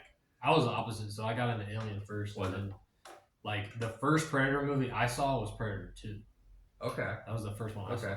Well, what's good my dad was like, I love the Predator movies. Let's watch this one. And like we rented it, and it was like, yeah, I like it. And he was like, I can't find the first one. We gotta find the first one. The first one's the best one.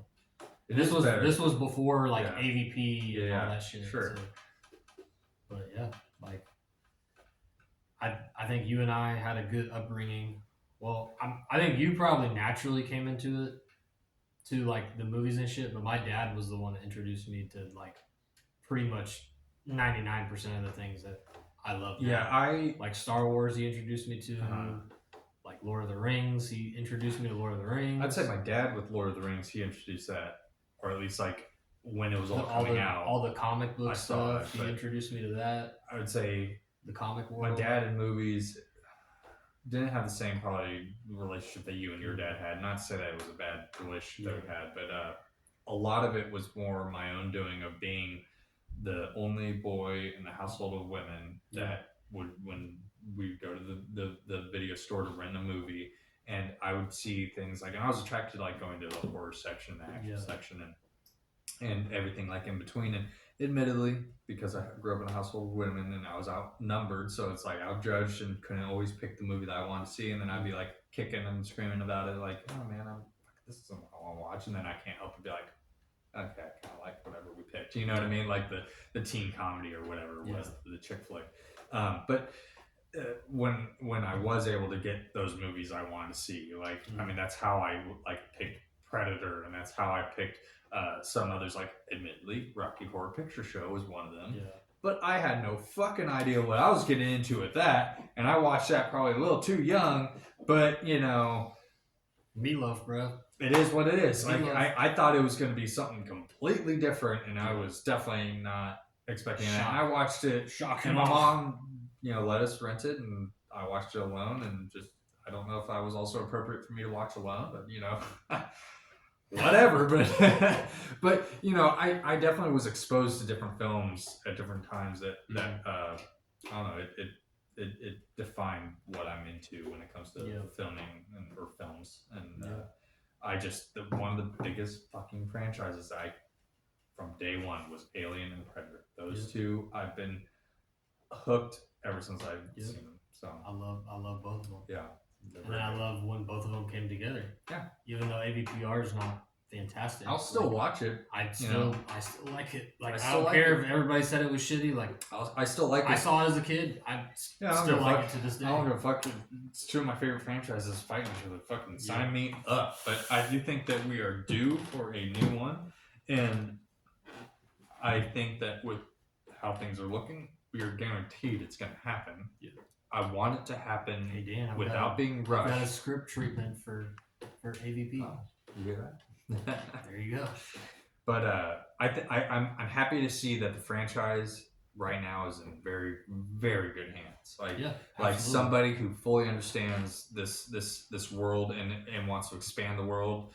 I don't know how much spoilers we want to get into with the. We don't have to get spoilery. But like, you know, the way that it ended with the Predator Badlands, it expands like from comic book lore that like, like we're going to introduce this type of a character that we have yet to see in the Yamcha, you know, which is a pretty cool thing. Not something that I would say like I'm like, oh, I was so advocating for, but it's also like I'm all for exploring that. I'm all for seeing that world. You know? And that's kind of the main point of Badlands. Like, if you haven't read the comics, like, because I know there's a very select few people that have. I've read some of them, not all of them. So in Finland, the only Predator comic I ever read was Predator versus Judge Dredd.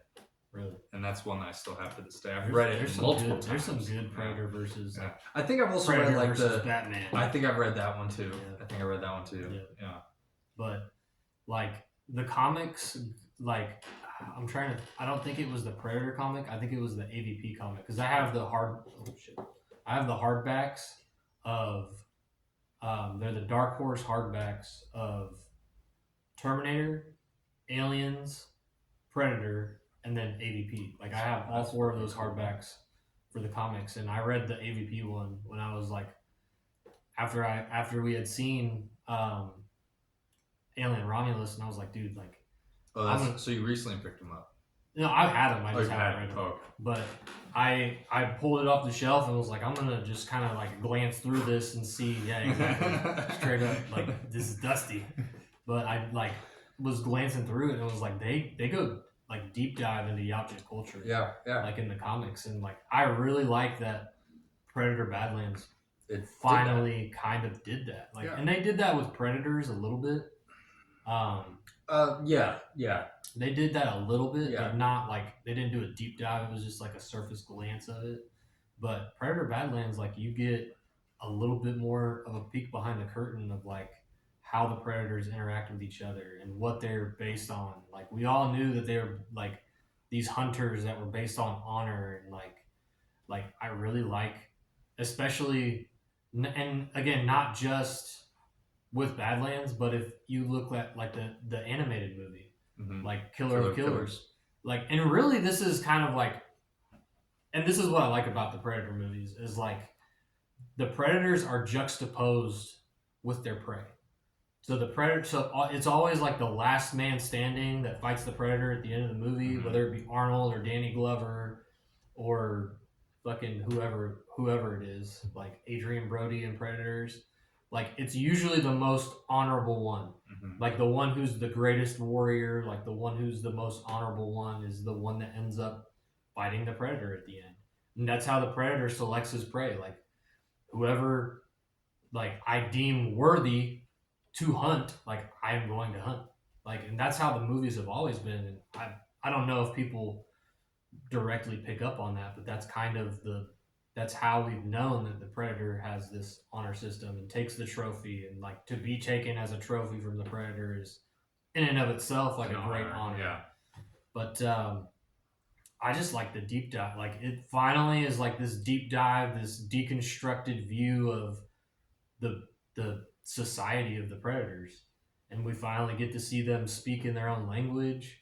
I like that. Yeah. And the one thing that I think a lot of people had, I guess, complaints about or had gripes about from the trailers were how the predator looked, but I think that was just too quick to judge because that exactly that happens like a lot with like who you choose for Batman. They'll be like so quick to this is gonna be the worst Batman ever, and then it comes out and you're like, when you put how the predator looks into context of the film, like this is a predator on his first hunt. Yeah, like he's on his first hunt to prove himself as a predator. He's the inferior predator where he's like smaller than the rest, and that's why he was looked down upon. The runt of the litter. The runt of the litter, and I think he was a very cool character to have followed, and I liked that, I didn't know how to what to expect, prior knowing that we are going to follow a whole movie where our lead protagonist is a predator. It's like, oh, how's that going to be done? Not saying that's impossible. It's like, how are they going to do it? Like Trachtenberg, like you said, like I'm not trying to say where his career is going to go, but I don't think he's going to direct another movie outside of the franchise. I think he's the guy now. Yeah, he's the guy you're going to go to for the. I think he should be.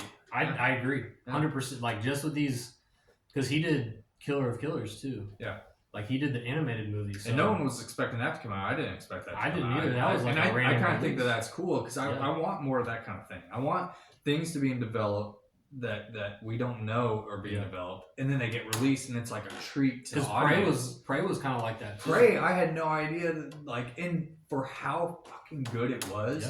Not to say that I was having like negative hopes. I hate to say it, but I think no matter what, between Alien and the Predator franchise, I'm always gonna like it. Yeah. But I will say that some will be worse. And when I knew, it's gonna go directly to Hulu, I kind of was like, I think it was that weird. Not gonna be that good because it was that quality. It was that weird period of time where Disney was still an acquisition of Fox, and I think they had questions. I think probably the executives had questions themselves of whether or not it would perform at the theater. Honestly, especially after COVID, because it was released in 2020. If they release it in theater for just a dude, I think it would. I will go. I will go because I really like that. Yeah. Like that. It was fantastic.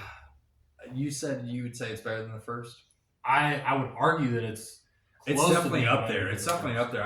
I think it's much better than the previous Predators prior, for sure. No contest like that. Like I'm a sucker for. I love Predator 2 and I love Predators. I like Predator 2 as well, but it's not as good as the first. And then I hate to say Prey is better than Predator 2. So looking at it in that perspective, and I'm not saying that like the Predators. I'm not saying that. I forgot about that movie. Yeah. No, that's the Predator. I'm thinking Predators. Predators. Like Predators. The Predator. I Yeah, totally Predators. forgot Dude, that movie. I came think out. everybody needs to forget about that movie. Well, that movie was really. Do you think it could have been better if the studio didn't get as involved? Like, because I know there was other ideas of things. Like, there's going to be Predators that were in like the military suits. They were going to be like working.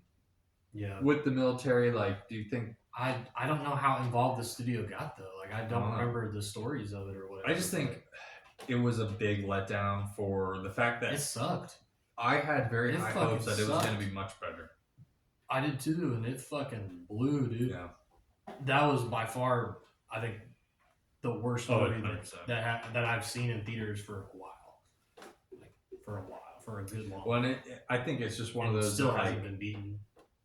I do think we're never going to hear anything from any of that story. Like, I think they could potentially, if they were to try to, which I'm not saying they even need to, but like if they were to go to Predators to rope into Prey and Badlands, like to connect the universes, they're just gonna fucking not talk about the Predator. So, but I loved it, man.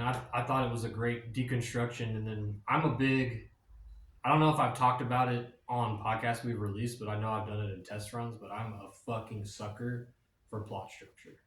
Like, and I have this written down on my little sheet, but there is, I call it like the plot structure checklist.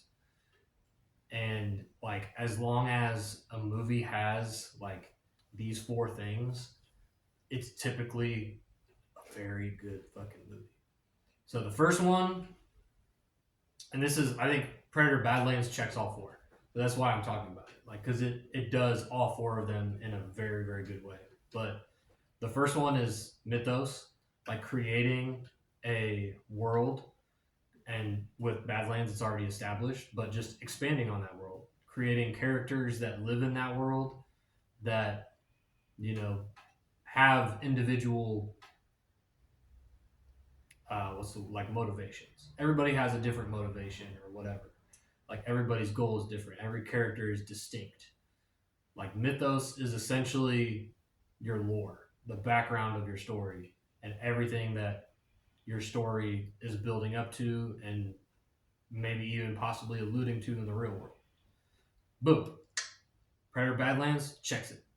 Pathos is the second one. That's like essentially the tragedy, like the story, like what is it communicating? Like, what is the tragedy of this story? Like, what is the point of this story? Mm-hmm. What is the message you're trying to deliver to people out of the story? Whether that be in world or juxtaposed with real world stuff. Boom. Predator Badlands checks that. It's got the main character has his own motivations. He has his own intentions. He has a goal in the movie, and he sets out to achieve that goal by the end of the movie. That's like the main thing you need in a plot structure. That's what makes the plot, is the pathos. That is the storyline. The gravitas, that's the third one. That's like the stakes. Like, what's at stake if your character doesn't achieve their goal? What's at stake if they lose? And I think one of the best movies that's come out recently that has the first 3 but doesn't have the last one necessarily is Avengers Infinity War.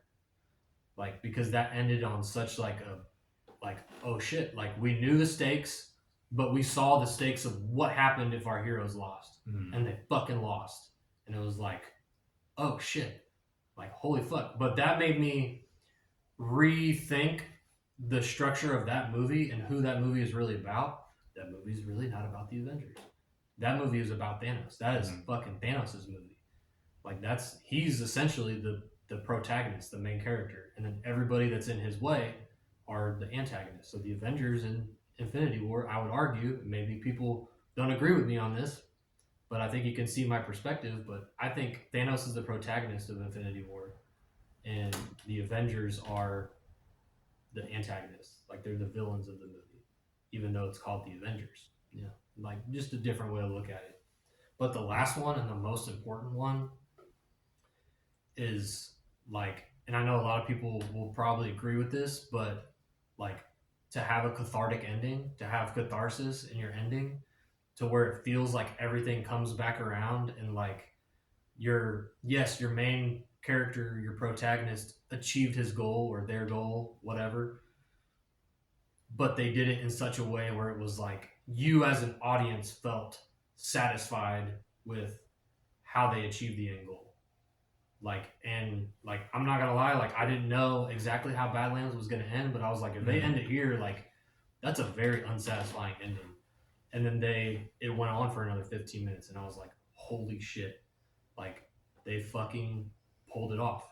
Like typically the movies that you see that have this are like the big epic movies, like fucking your Gladiators and the Avengers and like your comic book movies, but they all have it's like it's literally, and they're all Latin words. It's literally like um I forget who wrote it. Fucking Socrates or one of the old Greek philosophers wrote a book essentially on. It's literally called On Poetics, and that's where all these words come from. They're all terms. They all fit into plot structure, and Badlands follows them like to a T. The character goes through changes throughout the movie. He develops and is a different character by the end. Like I love to see that in a movie, man. Like in this movie, like you can dissect all the like fine tuned things Sure. all you want, Sure. like the technical aspects of it, and it's a very technically well made movie as well. I don't know what the budget was. Just the fact that like if it had these, like I was satisfied. Even if it, because I do have probably one complaint, and that's that I think they used shaky cam a lot, a little bit too much. Like some moments felt like it was like, dude, like I can't really tell what's going on. Like you're up too close into the action. Like you got to pull the camera back a little bit. But there is a little bit of shaky the big screen and the yeah. IMAX like room. But yeah, but dude, like the I don't know where they shot it, but there's a sequence where he's like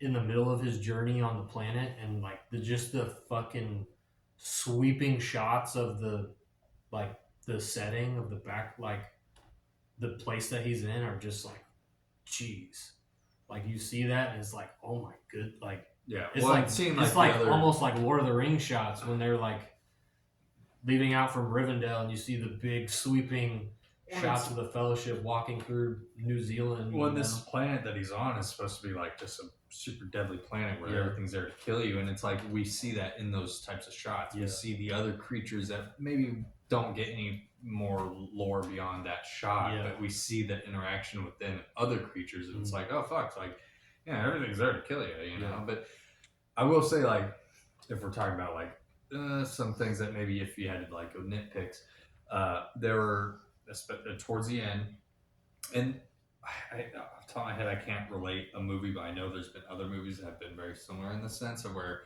you know, let's say it's a crashed ship like this was, and they're working away from the crashed ship to this other destination.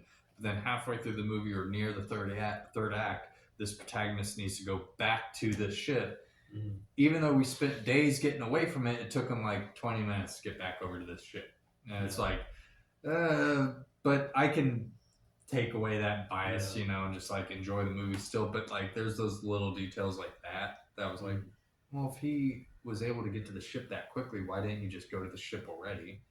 But by the time he gets to the ship, the villains have already beaten him to his ship and taken his tech. Like, if he was that close, he could have gotten it in the beginning. But whatever, it doesn't matter. All in all, very good film. I cannot wait to see where else it goes in the franchise. I cannot wait to see when they do finally merge the new age of Aliens and Predator. I don't want them to rush it, but I know that they're working on it. I'm confident to say that they're working on it. They know that they need to meet. They know that they need to connect. And like honestly, like at this point, like just make AVP an original story with original characters. Like you don't even have to do like the established, because I think Trachtenberg is going to go with this one Predator character. He's going to have like maybe a trilogy of his own, and then with the same Predator. Well, and I think I'd be excited to see. I think that, other reviews honestly. were saying the same thing, where it's like, not speaking ill in this way, but it's like it's a Disney entry into the Predator world where like you could follow that Predator. Yeah, you know what and I mean? Like you were saying, the way they left off, like he's now got his clan and he can. It felt very Avengers-esque by the end, a little bit. A little bit. You know, it was cute. You know, and you had your little fucking cute sidekicks and whatnot, and you know, by the end of it, he learns that the power of teamwork prevails. Yeah. Like, you know, but I also I liked it through and through. I didn't know what to expect. I didn't have high or low expectations. I had very high expectations. I just didn't know what to expect when it comes to leading an entire film with Predator as the protagonist. Like the interactions, what is he going to be saying? How is he going to be saying it? You know, and I found it very humorous a lot of times. But. So just because we got to wrap this up, but what was your favorite thing about it? Like, if you could pick one individual aspect or one, you know, I went into that big, long-winded side note about fucking plot structure. That's not my favorite thing about this movie. If I just do a quick one, like, obviously I need to think on that answer a little bit longer, but like a quick one would be like, by the end of it, you know, and it was a little cliche, you know, leading up, we saw him interact with parts of the planet that we could kind of see as foreshadowed. And it doesn't even have to be like, I'm talking like technical aspects, just like things you liked about it, story, whatever. Like, well, what I'm getting is so like your favorite thing about it. Well, again, he interacted with different things in the planet, and you could tell at different times, like, man, that's foreshadowed. Like, we're gonna come back to that at some point. You kind of forget about it as the plot continues on, but we circle back to it. But I did like seeing the evolution, because this is ultimately an evolution that we're coming from a predator that is novice. He's never been on a hunt, and so he's like very new. That's why like things like in the beginning, his tech was taken from the planet because he just set it down, turned his back, and boom, now it's gone. You know, and so we're seeing him like, you know, because maybe a more veteran predator wouldn't know that, or would know not to leave it out like that. But by the end, he has become like his own Predator, like how the comics or the action figures are, where you have these different variations of Predator. By the end of it, he was the Predator of, I don't remember the name of that planet, but of that planet. You know what I mean? Where it was like his own type of suit, his own type of interpretation of the weapons and stuff, but still very much Predator, but yet his own version. You know what I mean? Like, and I like that because we've, I'm not saying that it's stale, but we've seen the wrist gauntlet of the swords and the same like alterations of the helmets and the shoulder cannon, but like to do the same thing but different was all very cool to see, and it felt very much like a comic, like the comic interpretation, because even Aliens has the same thing. They have so many different variations of the alien, but on screen we've only seen a handful of those. You know, we don't see the rhino, the scorpion, the this, the that. Like, but yet I would fucking love to, because looking at all those action figures, those look like some fucking dope ass aliens to get on screen. And how far are we from getting that? I don't think we're that far, but yet we're working towards that. I think that now Romulus and Badlands, we're showing that we have some directors, some visionaries that are taking helm of, or taking the reins of these franchises, that I think we're now finally steering in a direction that we as fans have been wanting to go. Yeah, 100%. My favorite thing was the fucking sound design. Oh, dude, like that was really good. The very beginning, the sound design, start, everything was like, it was like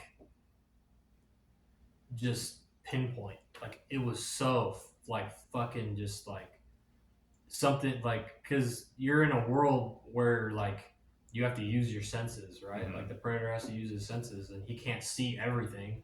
So like just a little sound will like, you know, like, but like, like fucking SpongeBob Caveman. But no, the sound design was great, very good. Dude. Like every individual weapon had its own like sound to it. Like the predator had his own sound. Like everything was so distinct that it just was very like, not eye-catching because it's sound, but it was just very like, it popped out to me that it was done very well, and that includes the soundtrack. Like, I know you were talking about it last night. Oh, immediately. The soundtrack was like whoa, like this like it's a different kind of a Well, soundtrack, and, and it like, fits the world perfectly. And it's sort of the first time that we've really heard long dialogue with the outro that, like, Yeah. even though they're not speaking a language we can understand, the fact that it sounds like, oh no, they're speaking in their tongue, you know what I mean? Yeah. Like, but it was intriguing enough to, like, I want to keep hearing them speak in their own tongue. Like, Yeah. I don't know. I to piggyback, I would agree. I love I think if this movie Very wins any kind of an Oscar, Sound. if it doesn't win for the fucking sound, they're like, what are we doing? I don't think I've seen a movie this year that the sound is like comparable to this movie. Like the sound was just, that's why I wanted us to go to XD too, because the sound is like. But if you're Yeah, talking about the obviously. year, and I'm not trying to say, like, talk this down from where you're putting it, but, like, we have yet to see the Avatar movie come out. Yeah, I agree. So I agree, but and so it's like it's that's set tough. the bar. That's a tough one to beat. It's set That's the a tough one to bar beat. pretty high right I'm sure now. that's going to so- be a good sound design. Yeah, but I'm excited, man. I'm excited to see the future. I just like the franchise, and I'm so happy to see it's in good fucking hands. And I like we said, I liked AVPR, even though a lot of people have gripes about it. The one out of all the franchise and maybe I just need to give it a rewatch. And it's been many, many years since I have, is Alien 3. Yeah, it's not as bad as I need to give it a guarantee it's not as rewatch, bad but as I like, remember. but maybe because I was just so young, I just was like, this is such a boring, you know. It's film. very long-winded for sure. Yeah. Well, because of what it's very bleak. Yeah. Like but I think as kids watching that would probably be boring to us. But that dynamic of it now, like as adults, like seeing it, that's why I need to it give again it is another watch. probably- Like, I can't even honestly tell you. I mean, I think I was still living in Finland when I watched it, so it's been a long time. Long time. But what would you give Predator Badlands? 1 to 10. 1 to 10. Ooh. 1 to 10. What's your rating? I mean, I'm biased. I would be up there with 9, somewhere near that. Push. I give it a 9 for sure. Yeah, like I don't want to try to get too high because Prey for me was a 10. Oh, Prey was Prey was a 10, but so good. Badlands is a 9. Badlands is 9. I told you when we walked out, and it wasn't to talk bad about Badlands right away, but Prey is, I like it better than Badlands, but Badlands is so different that it's like it's not directly comparable. Yeah, it's like, you know what I mean? Oranges, Like if we're talking about like a core Predator film, because this is Prey the one. Is what it is. This is the one movie that like it does something differently than all the other Predator movies have done. 100%. That's focus on the fucking and Predator. others have tried to do something different, but they never accomplished what Yeah. Badlands did. So I just for that, like that. Yeah. That in and of itself makes this movie very unique. And they were successful with it. They were. You know, compared to trying to do something different, and it's the Predators. Or the Predator. We'll just have to see where Trachtenberg goes with it. I think he's probably got like a trilogy on. I think he's got some job security.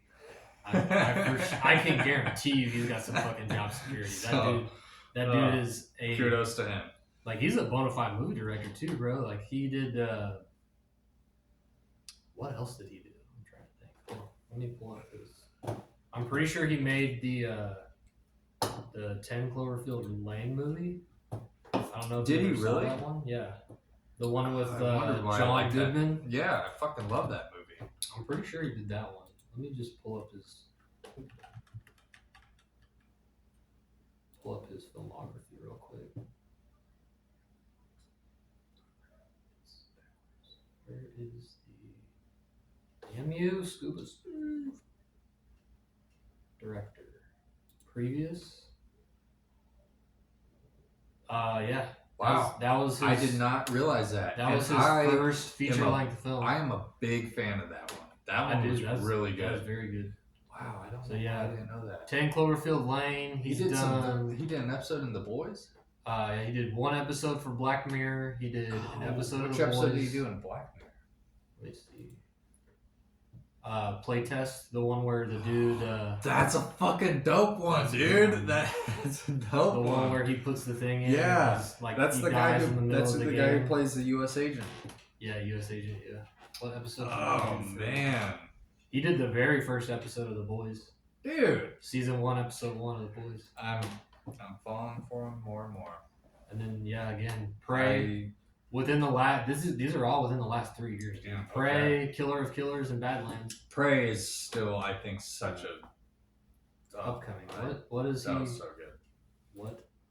Oh, he's doing a Waterworld TV show. Oh, I've never seen the original, but I know it was Kevin Costner. Yeah, I know it was not. My dad liked it, but I never got Probably into one it. of the select few though. But no, he's a bona fide film director, man. Well, kudos to him. Straight up. Kudos to him. And if you haven't gone out and seen it, well worth the watch. Well worth the ticket. Hopefully go this out and episode support comes it, out too. within the next week, so that I think it's worth going out and supporting. You know, it's one of those things that, like, obviously with Prey, don't wait for. Don't wait, yeah. Because with Prey, like, obviously it just came to streaming, so you had no other choice. But like for something like this, I think it is important that you get out there and you show support your attendance. You know, you show like, hey, the audience is there, and I'll be seeing it again at some point. I don't know when, but I will probably be watching it again. Okay. Because I think it warrants. You won't be disappointed. It warrants a couple, maybe a couple viewings, maybe not 3. How many movies have I seen in theaters 3 times? I think only. I've seen a bunch twice. I've seen so many 2 times. I haven't done that in years. It's probably been at least 5 years since I've seen a movie. If I've ever done that. It's probably been about 5 years since I've seen a movie twice in theaters, but it's gotta be up there. Star Wars Force Awakens I saw 3 times. Jeez. I'm trying to think of there was another one that I saw 3 times. I can't remember. But yeah. All right. Go see Prey or Badlands. Go support it, ladies and gentlemen, for sure. If that's your thing. So, yeah, that's where we're gonna end it for sure. Post show. So again, call to action for you guys. Make sure you leave a comment. Please do. That way whatever we what can we're improve doing. on. Comment on one of the topics that we talked about. Whatever strikes your fancy, but leave us a comment. Both positive and negative, we'll take it all. Yep. Anything in between. Feedback at this point. Anything in between. I think this will be our 8th? Once it's released, it'll be our 9th episode. And from what I've heard, only 95% of podcasts make it past the 10th episode. Well, so we're slowly approaching that. And if we make it past the 10th episode, I think we have pretty good faith that we'll stay consistent. I have good faith in us that we can stay on it. Like I mean, because with what we want out of it, I don't think we're like it didn't get picked up yet. Okay, we're done. You know, no, I think we're still building. Now I can't guarantee you with release schedules. I'm sure Nick can agree with that as well. I don't know. I'm trying to do Mondays. It's not going to be every week. I can guarantee you that because it takes time to takes time, and things. It's all on his shoulders. Unfortunately, I'm not trying to. And then once we get savvy with it, if we can introduce like a third person and buy like a video switchboard, so that that'd be cool. I'm not having to do editing. That'd be perfect. Even but better. right now, I don't think we have the money for that. We'll try to get there. Maybe we'll after peak season. Maybe, possibly. Maybe. But just leave us a comment and let us know what you thought about, again, any of the production value of the podcast, anything we talked about. I know our audio has been a topic from some people. Has it? Yeah. Both of and them. I mean, it's both good and bad. So I think we're it's something working that we'll work on for sure. Yeah, we're working on it. We're fine tuning. I try not to change my adjustment. Yeah, we'll have to invest in some stuff. Probably some like mic stands so that when we bang on the table, the mic doesn't I get that. Stuff like that. Well, I gotta fix this table to begin with. So. Yeah, you bet. But yeah. Thank you for joining us on this journey. Absolutely. We are appreciate each and every one on YouTube. We are on Instagram at DQUPOD, DQU Pod, and also on Patreon. $3 a month gets you unlimited access to whatever we upload, and that's literally the only wall I'm going to lock you guys behind. Just give us the $3 monthly, and I'll give you probably 1 to 2 videos that we cut out of the podcast, maybe some original stuff. I don't know.